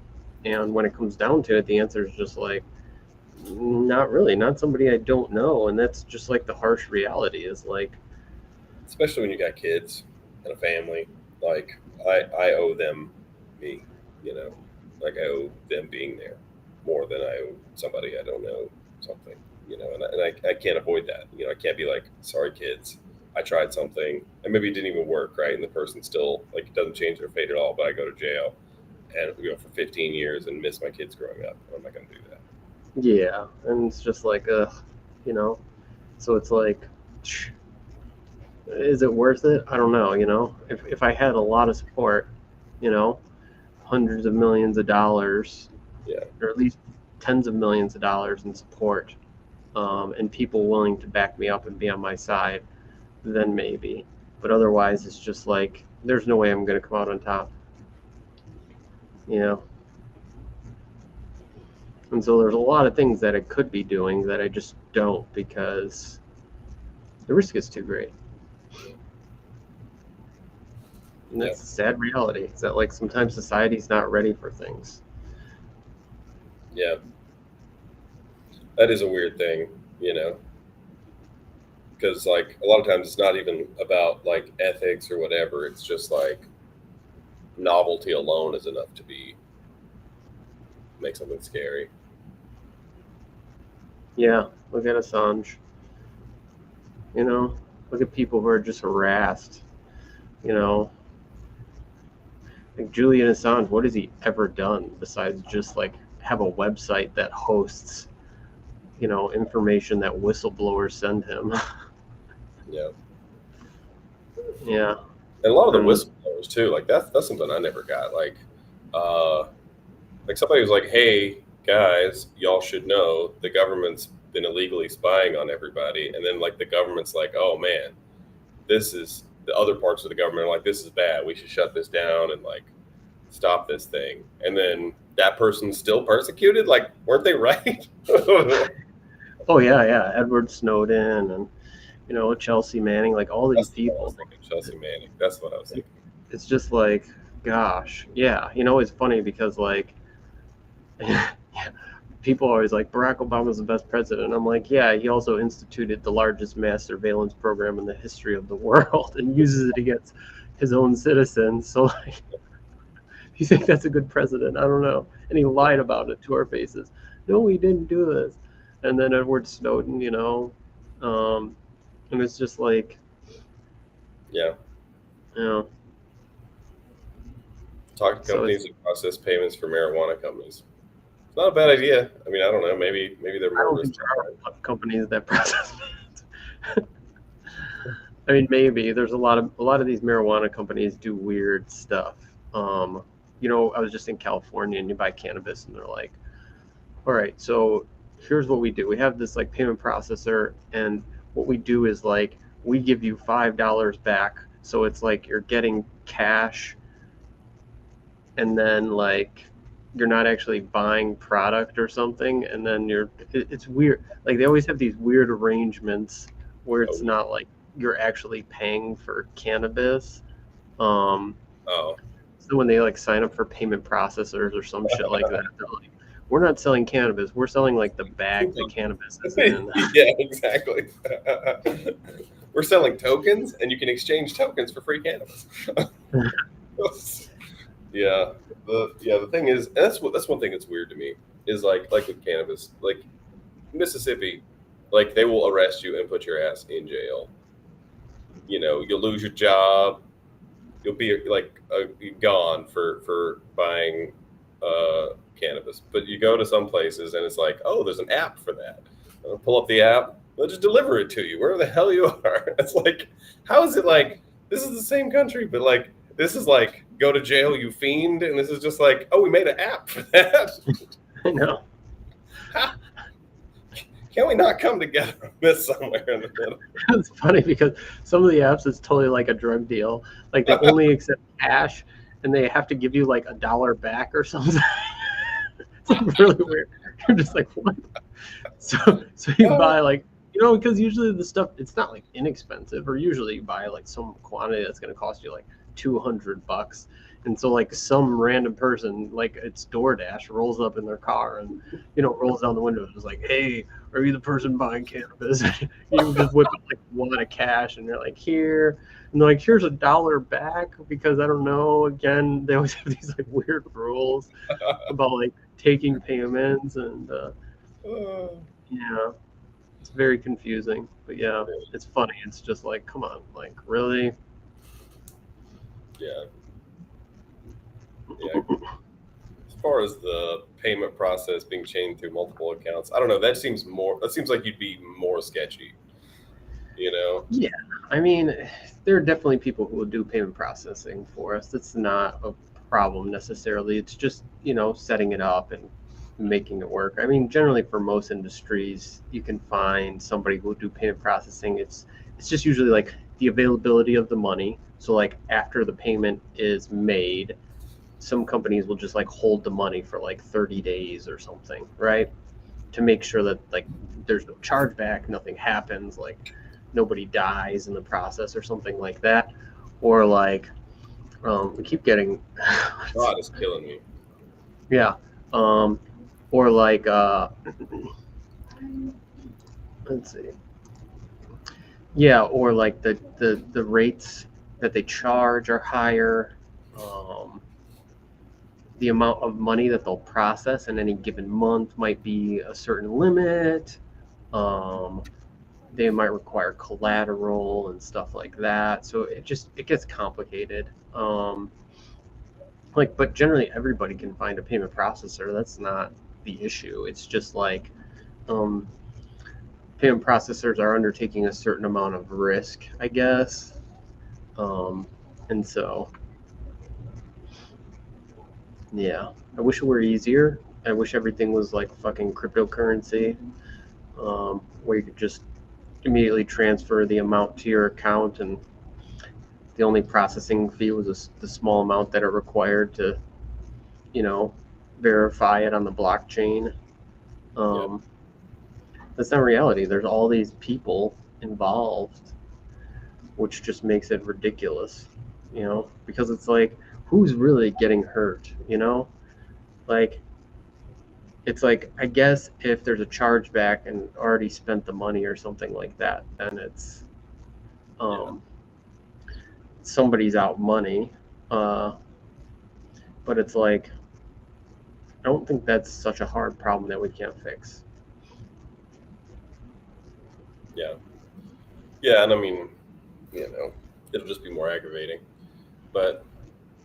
And that's kind of the same thing with like all the various social medias and stuff like that. It's like, sure, we can live without them and we can work without them, but it's just aggravating when they do dumb shit.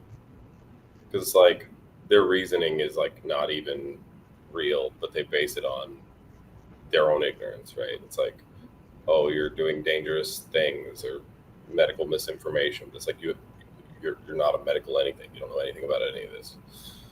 Yeah, we definitely need decentralization of all these different things, because it's just like the way that they put a tax on society is pretty ridiculous. And even like, you look at the scientific system, the pharmaceutical system. like how little output is actually happening. Like the tax that they put on society is pretty great. And like the more these things are decentralized, the more these things are made available, like the more things become available. And it's weird how people are like, ooh, but everybody's gonna die. And it's like there was a time, and it wasn't even that long ago, where like there was no FDA, or like, Yeah. and like everybody wasn't just dying. You know? Yeah. Yeah. And, I think things are more decentralized in the US than in most places. Like, obviously not through the approval process, but like drug research and stuff like that is a bunch of independent companies for the most part. And so, like, you can look at the amount of drugs and medical research that comes out of the US, and it's significantly higher than other countries. And yeah, the US has more money, but also, like, I think that's a bit of a proof for the model that, like, having more decentralization will lead to more progress faster. Yeah, I think so, for sure. Giving people the freedom to do things, I think, always leads to more progress. And it's funny how we just like don't learn from that. I know. Like, for a long time, like, we just keep making the same decisions. Like, we need to put one dude in charge of this. That's going to speed things up. It's the funny thing is, it's just like ever since like the fucking printing press, or probably before that, it's just like, why do people need to read? That's dumb. We shouldn't let people read. Like, they might hurt themselves. Right? They might read something they shouldn't, which is kind of what we've come back around to now. Yeah, it is. And instead, it's just like, wait, it's a really good thing for society if everybody can read and write. And we realize that, and then there's just like an explosion of knowledge, and the Renaissance happened, the Industrial Revolution, all this stuff, and it's just like, oh god. And ever since then, everything that happens, computers, cars, airplanes, like anything technology that gets democratized, like it makes society better. It makes life of people easier. But for some reason, every time it's just like, no, let's not do it.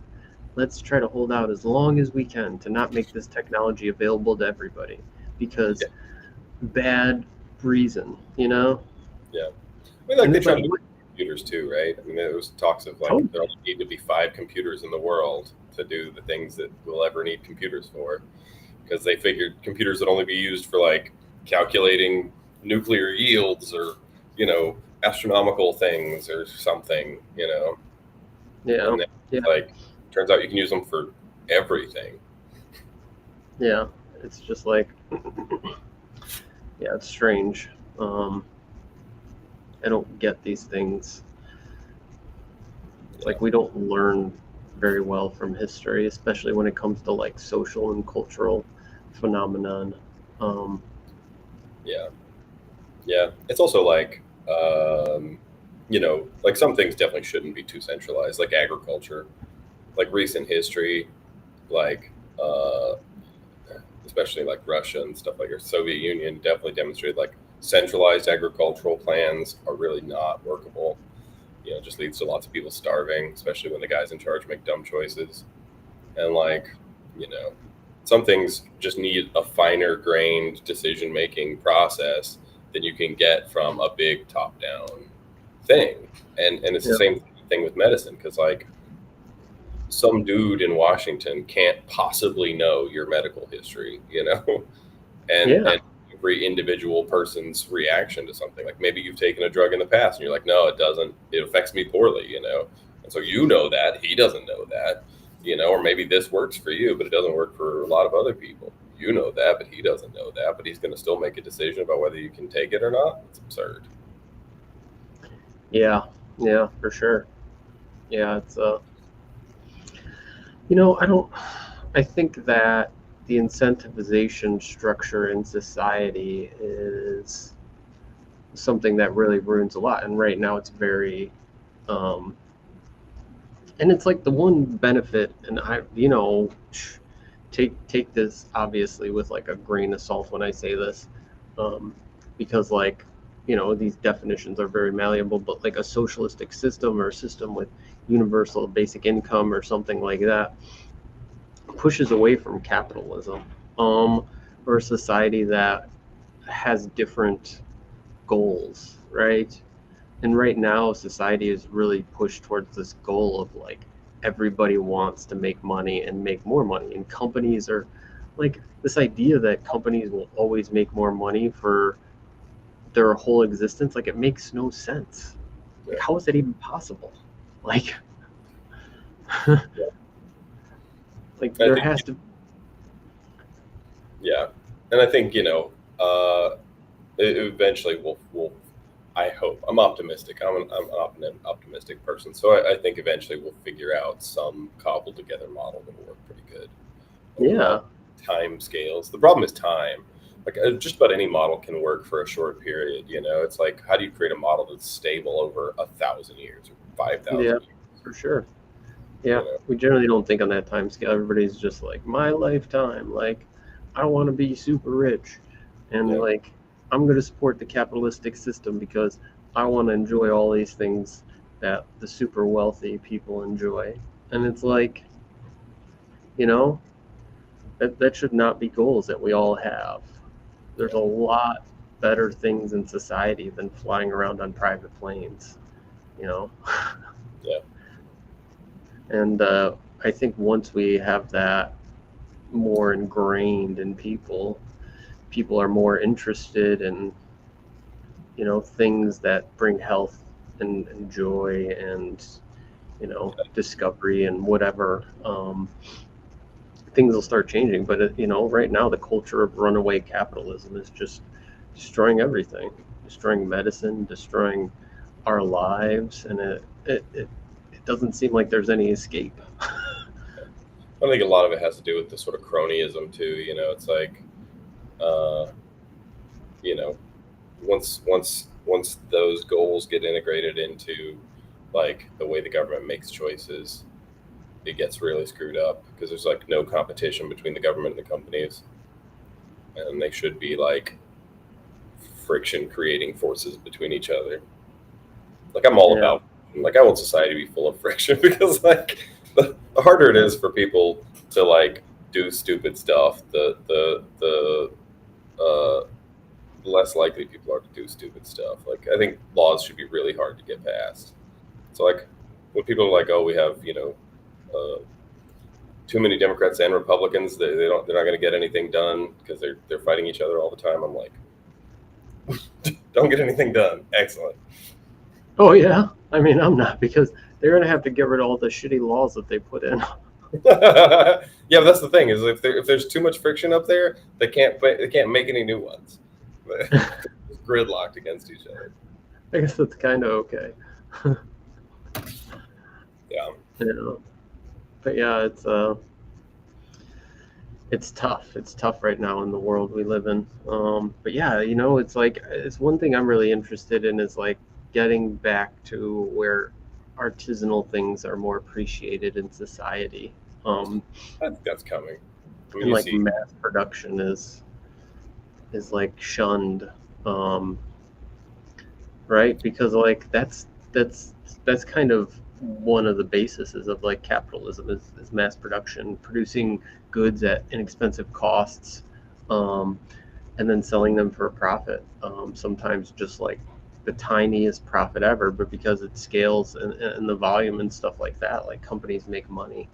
Um, and so it's just like, yeah, yeah, that's part of it. Is I definitely think like if and it is kind of that distinction between capitalism and corporatism, right? Because like if people would be like, you know, I'm gonna buy from my like local business or local whatever, versus like Walmart, which I mean, don't get me wrong, I definitely shop at Walmart, but like, the problem is like all the game theory kind of works against you eventually, but like, yeah, it does. I think that the problem is like any sort of society that's based on making more money, it's always going to turn into runaway capitalism, yeah, right? Because like even if you shop at your local shop, like your local shop gets a lot of business, eventually it's going to create another branch in yeah, another town, and then if it does really well there, then it's going to create another branch, right? Just yeah, because like their point is to try to make more money, not necessarily to just like provide some service for the community or provide some artisanal product or something like that. And to me, like, sure, there's, you could try to say a difference between capitalism and corporatism, but the goal of every company is to become a giant corporation. Like, that's the point of capitalism, right? It's like, yeah, I think make more money. No company is like, all right, let's just like find a place where we can have a stable income and like everybody can live an enjoyable life. No, said no company ever, really, yeah. right? And that's part of the problem is like you create these power structures, whether it's a government or corporation or whatever, and so it's all just like how do you, because like you're effectively asking a structure built on accumulated power to stop accumulating power, and it's Yeah. like if you voluntarily stop accumulating power, which you might, you know well, then you just get replaced by somebody who didn't. Yeah. Yeah. That's a problem. Yeah, it's a good point. We need a new method for exchange of value that is not tied to ever increasing profits. It's true. Like, we need something, some value that people get um that's not just money. And I think things like, as much as like, you know, like, I think things like capitalism have been great because they have allowed people to rise out of, the social and class structure that they were born into, probably better than any other system that exists. um, and that's amazing. I mean, look at China. Holy shit, like, that's one of the things they're most proud of, is that like 50 years ago, you know they were had the most, one of the poorest countries in the world or something. And then out of nothing, they just built these cities and allowed people to, you know, improve their way of life like drastically in like 40 or 50 years or some crazy shit like that. And like, that's hard to do with any other system. But also, like, eventually it gets to the place where, like, you know, the value is, it starts to separate again, like we're seeing now, where there's just like ultra rich and wealthy and people who aren't, and the cost of things just gets ridiculous, and it just puts so many people out that, like, the value of capitalism starts to go down again. Yeah. There needs to be some sort of balance. I think, I'm not an economist or anything, but like, what it seems like is there needs to be some sort of balance that are put on people that are just like, all right, like, nobody needs this much money. It's not good, and I don't know the correct way to do it or how it should be done properly or something like that. But like, if people have income and they don't have to work for slave wages 5 days a week, like, that means a lot of shitty things are going to disappear. Yeah. Like, nobody's going to fucking work at McDonald's. Like, Yeah, and I think right? a lot of it is also like yeah, because it's like it's a weird thing because you're trying to invest, like people want to invest in like reducing crime and stuff like that. People often invest in things like more jails and bigger guns for the cops and stuff. But it's also like that just doesn't work good. You have to like if you invest in like reducing poverty, violent crime goes way down. And if Yeah. poverty goes up, violent crime goes up, and they correlate really strongly. And Yeah. I mean, if I was starving to death and my kids were starving to death, I might do some violent crimes too, Yeah. Oh, for sure. Yeah. I mean, you have less to, it's, That's and you you have see it a nothing to lot, like, lose. You have nothing to lose. and people who grew up culturally and socially in, like, lower socioeconomic conditions. A lot of these people are less risk averse because, like, you have a lot less to lose when you have nothing, right? And so, like, you're more willing to take risks Yeah. because, like, It might any sort of advantage you could gain to try to get something is good, because, like, you don't have anything. You don't have, so it's, I see that a lot, especially in, like, science and like startup world and places like that. Um, Generally, people who grew up in very, like, well-to-do backgrounds and shit like that, they're like much more risk averse. Or I mean, they're much more risk averse because, like, they have a lot to lose. It's like they're like, my life is cushy and good, and like I don't want to lose that. And so they usually just like work with the system and go within the system and participate in the system because like they'll be successful that way. Because they've been set up just by being born to who they are to have some sort of success in the system. Yeah. And it's an interesting thing because it's like, how do you I don't think anybody actually knows a good system that would like be like, I'm gonna say perfect system, but like a really good, pretty optimized system for long-term stability, like something that we could run for 5,000 years and have no troubles, and not have to make major overhauls of. But like, I'm optimistic that one day we'll figure something out. We just have to keep trying stuff. We just have to keep trying new stuff regularly and not be afraid to like try new stuff sometimes. Yeah. And also not be afraid to give up on stuff that we have tried and it's not worked. But the problem is people get, especially with economic systems, people get hooked on them like it's a religion. They're like, no, my economics for sure. is the true way. And it's like, it's literally just how do you trade shit? Come on. Yeah. It doesn't even make any sense. I don't even know. Does anybody even know what the reason for the stock market is? It doesn't even make any sense. Like rich people. Rich people? Yeah. Like, I don't even get it. Yeah. I really don't get the stock market. Yeah. Yeah. And I mean, it's, yeah. It's weird. It's all weird. It's like, I think about that. Like, if you just rebooted history and ran it again, it would be completely different. Oh, like, totally. Borders would be different. Languages would be different. Oh, yeah.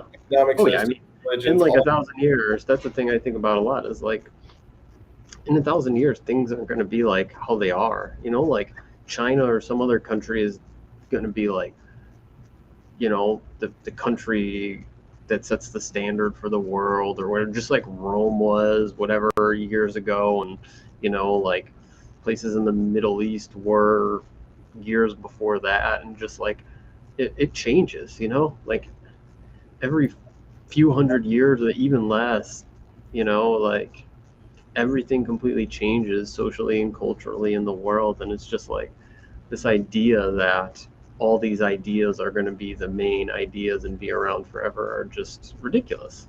And especially because like our ideas aren't, again, you look at like China and places like that, like China works pretty well. As much as we like hate on it and all this stuff, like whatever, I'm not going to like defend China and human rights abuses or whatever you want. Like their society works pretty well, and people in China, if you ask them, like they want to live there. They enjoy their life there. They're not like all trying to escape and like come to the U.S. or anything, I think and they're not delusional either. Like they have good lives, and so it's just like complete momentum.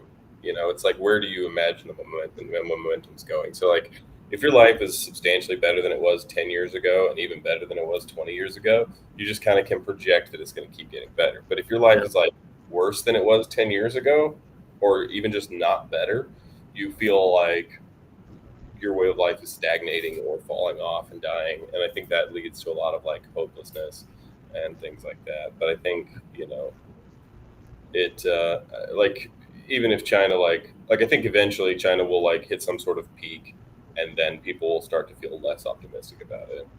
But I think I don't know. But I don't know when that peak is. Like every place does. But yeah, I like that. I see the ideal form of government as one that supports population to then make itself obsolete in the future.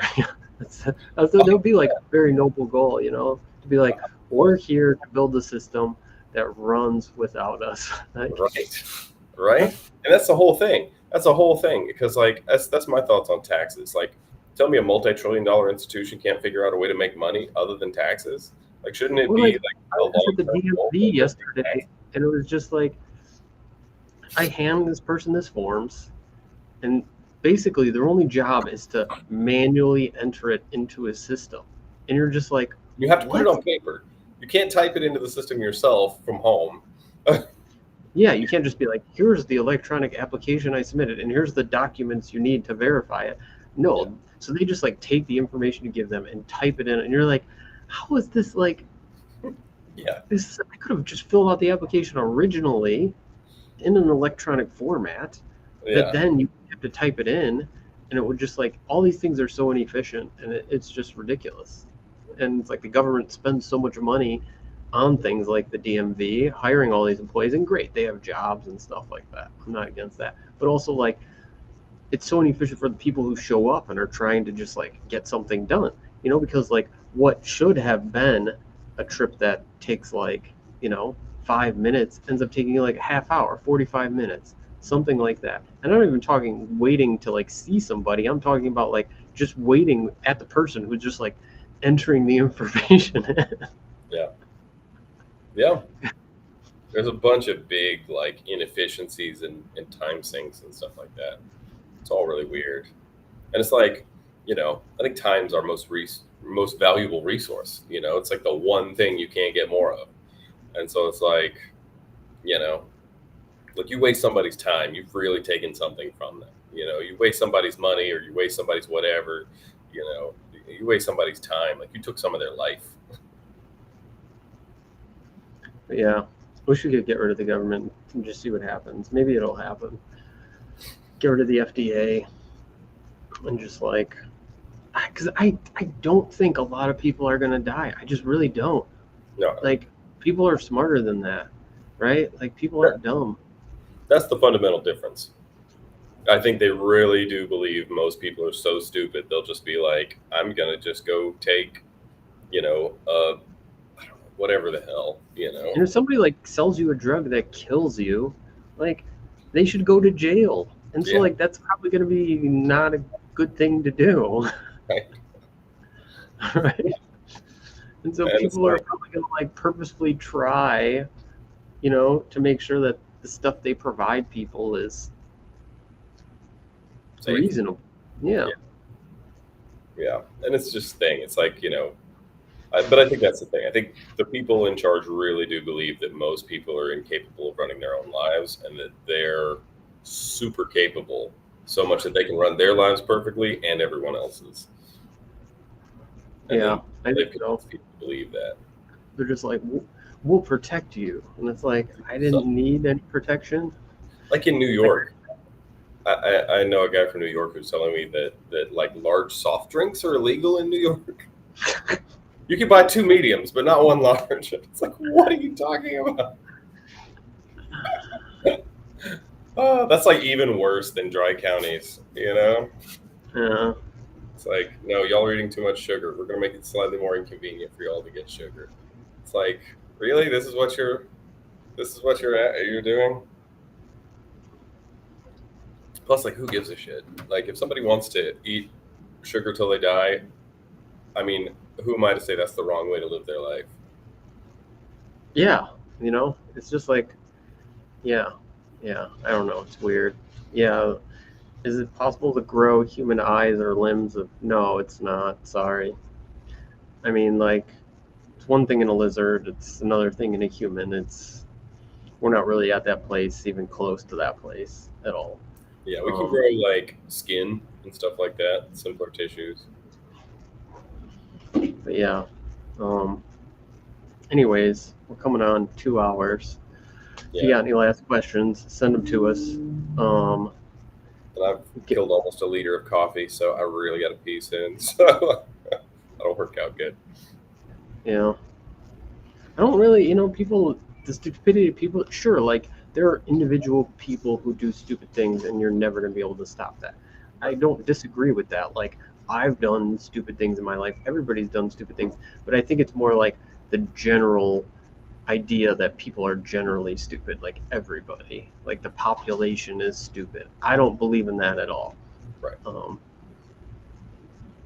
Yeah, and obviously, there are people that are going to like blow themselves up, but like, I mean, you're not going to stop that. Like we had, like in Mississippi, they changed the laws around stairways leading up to oil tanks because some people went on top of oil tanks and lit a bonfire, and it exploded. But then they were like, okay, now you have to put fences around it. It's like, I mean, if you're dumb enough to build a bonfire on top of a tank full of oil, I don't think a fence is going to save your life. You're enough to like make that happen. Person J. Evan wants a special injection to make their ass buff. We don't make ass buff. I'm sorry, I don't know. Do some squats. I think that'll make your ass buff.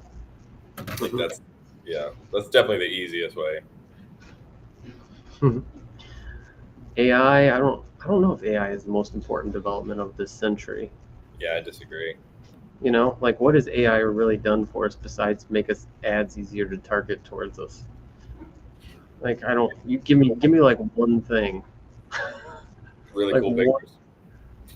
One thing besides like misidentifying cat pictures. But I think, yeah, and I think, like I do think AI is an interesting technology that has a lot of potential to do cool stuff, like automate things. But like, but all of it's like automate jobs and like tasks, and like that's great. Maybe it'll, make people more free to do other cool, interesting stuff in their life. AlphaFold isn't like AlphaFold hasn't done anything though. You have to understand, like, it doesn't do something that we couldn't do before. Like, we can solve the structures of proteins. AlphaFold sure can try to solve the structure of a small protein from a sequence, but like it doesn't do anything we couldn't do before. And solving the structure of a protein doesn't even do anything. Like, it gives you some information, but it's not like, oh no, we solved the universe or anything. No, it doesn't really do anything. Yeah, and it doesn't even necessarily mean that you're like, oh, now we can instantly go into drug discovery, because like you still got to do all the like actual science behind it. But it's like, but the whole thing is like I don't know, biology, right? Like once like you start engineering new kinds of humans, I think that's going to be way bigger than like that's going to have a way bigger impact on humanity. Like when we can like take control of our evolution as a species versus, smarter computers. But and like and I think the big thing is like we haven't figured out AI yet. Like all the tools that people actually, what we call AI, artificial intelligence, is just like some methods that try to use linear equations to like optimize some task that we're trying to do, right? But the problem is that like you can't always solve tasks that way. Generally you can't, right? And it's based on the data you input, and people think, well, it's a data problem, so if you just import more data, it happens. But you look at things like the human genome or understanding, like, which is funny, you people are like, well, what's the cause of like autism, or like what makes people taller versus shorter? And they do these like genome-wide association studies, and they look at all the different genes in people who are taller versus shorter, and they still can't figure out, even though they have data from like 100,000 people, or like ridiculous. Adding more data is not going to solve it. And a lot of AI people talk about this. It's like the way we approach AI is fundamentally wrong.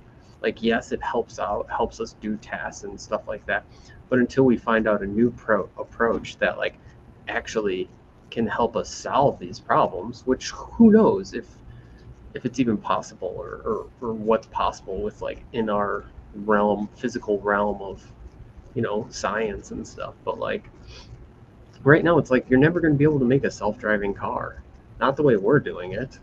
It's just way too complex, and like we're trying to optimize these little shitty things that are like, is this a traffic cone or is this a human? Like, you can't tell the shit. Like, yeah, and that's the thing, it's just like I do think like even if like really good generalized AI comes around at the same time as like really good genetic engineering comes around, I think people will in like 10,000 years will look back and be like, see that moment, the moment where like humans took control of evolution, more like the moment like fish came out of the water, or like the discovery of fire kind of level of like advancement and change for the species, than like AI. Because I think AI will. What would we even do if we had like an AI? Like, I don't even like help us drive our cars. Like, that's the best we can come up with. Like, like what would we even do if like say we get like an artificial intelligence and we have it? Like, what are we gonna have it do?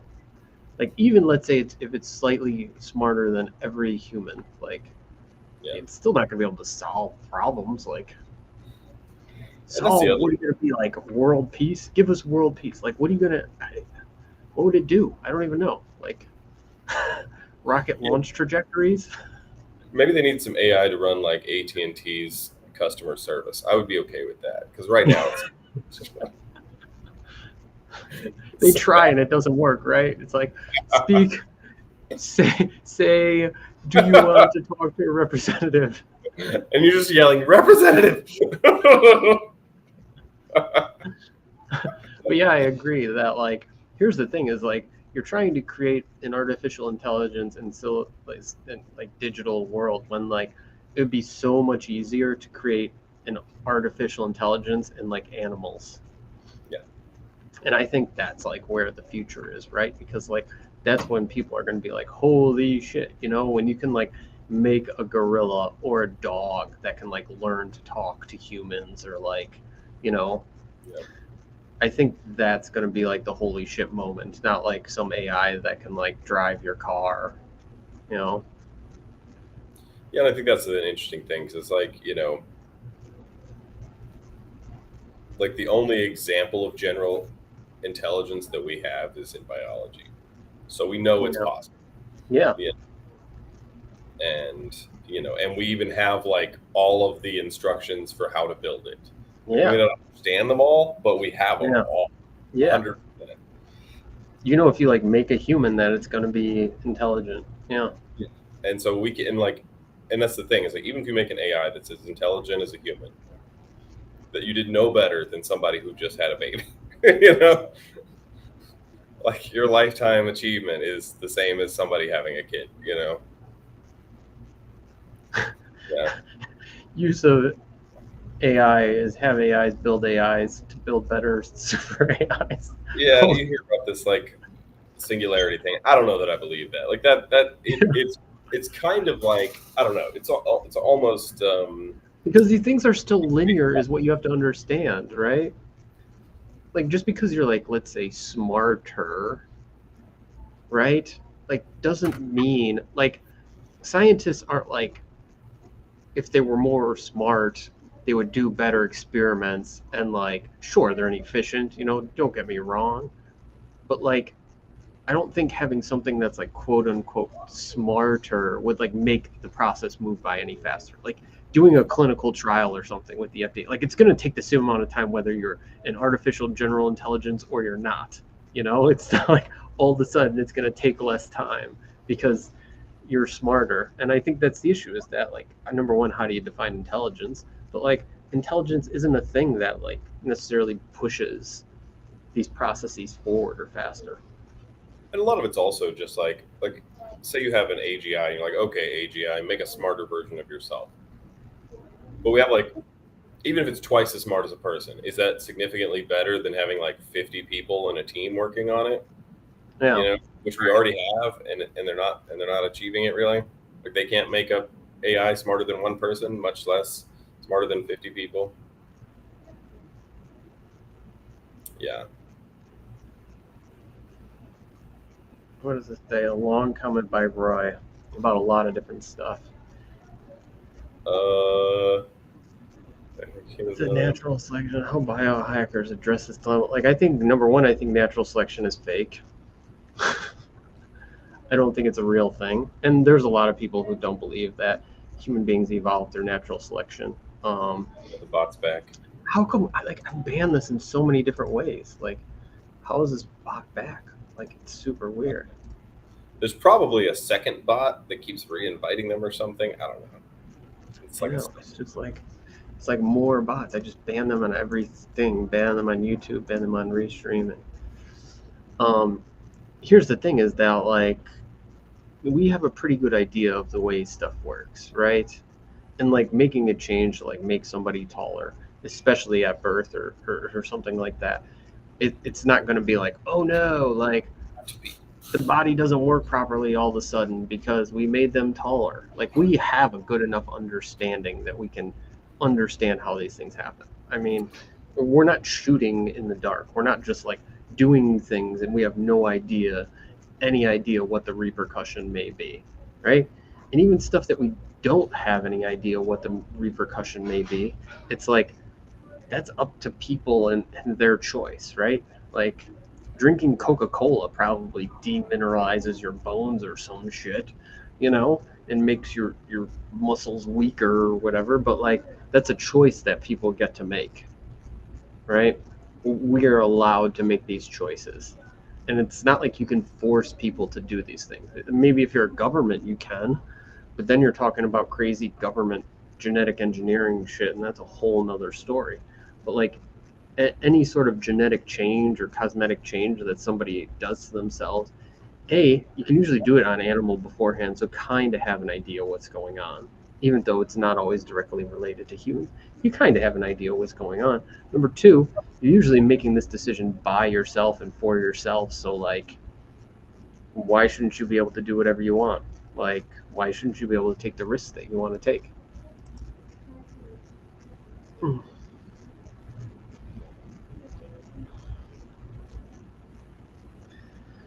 Anyways, David took off, but I think we're probably going to end here. It's a good time to end.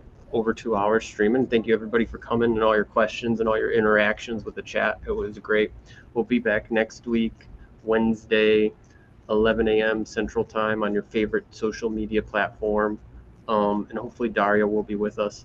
Talk some science, talk some bullshit. But yeah, thanks everybody for coming. It was a pleasure to interact and answer questions and just be around. See you next week.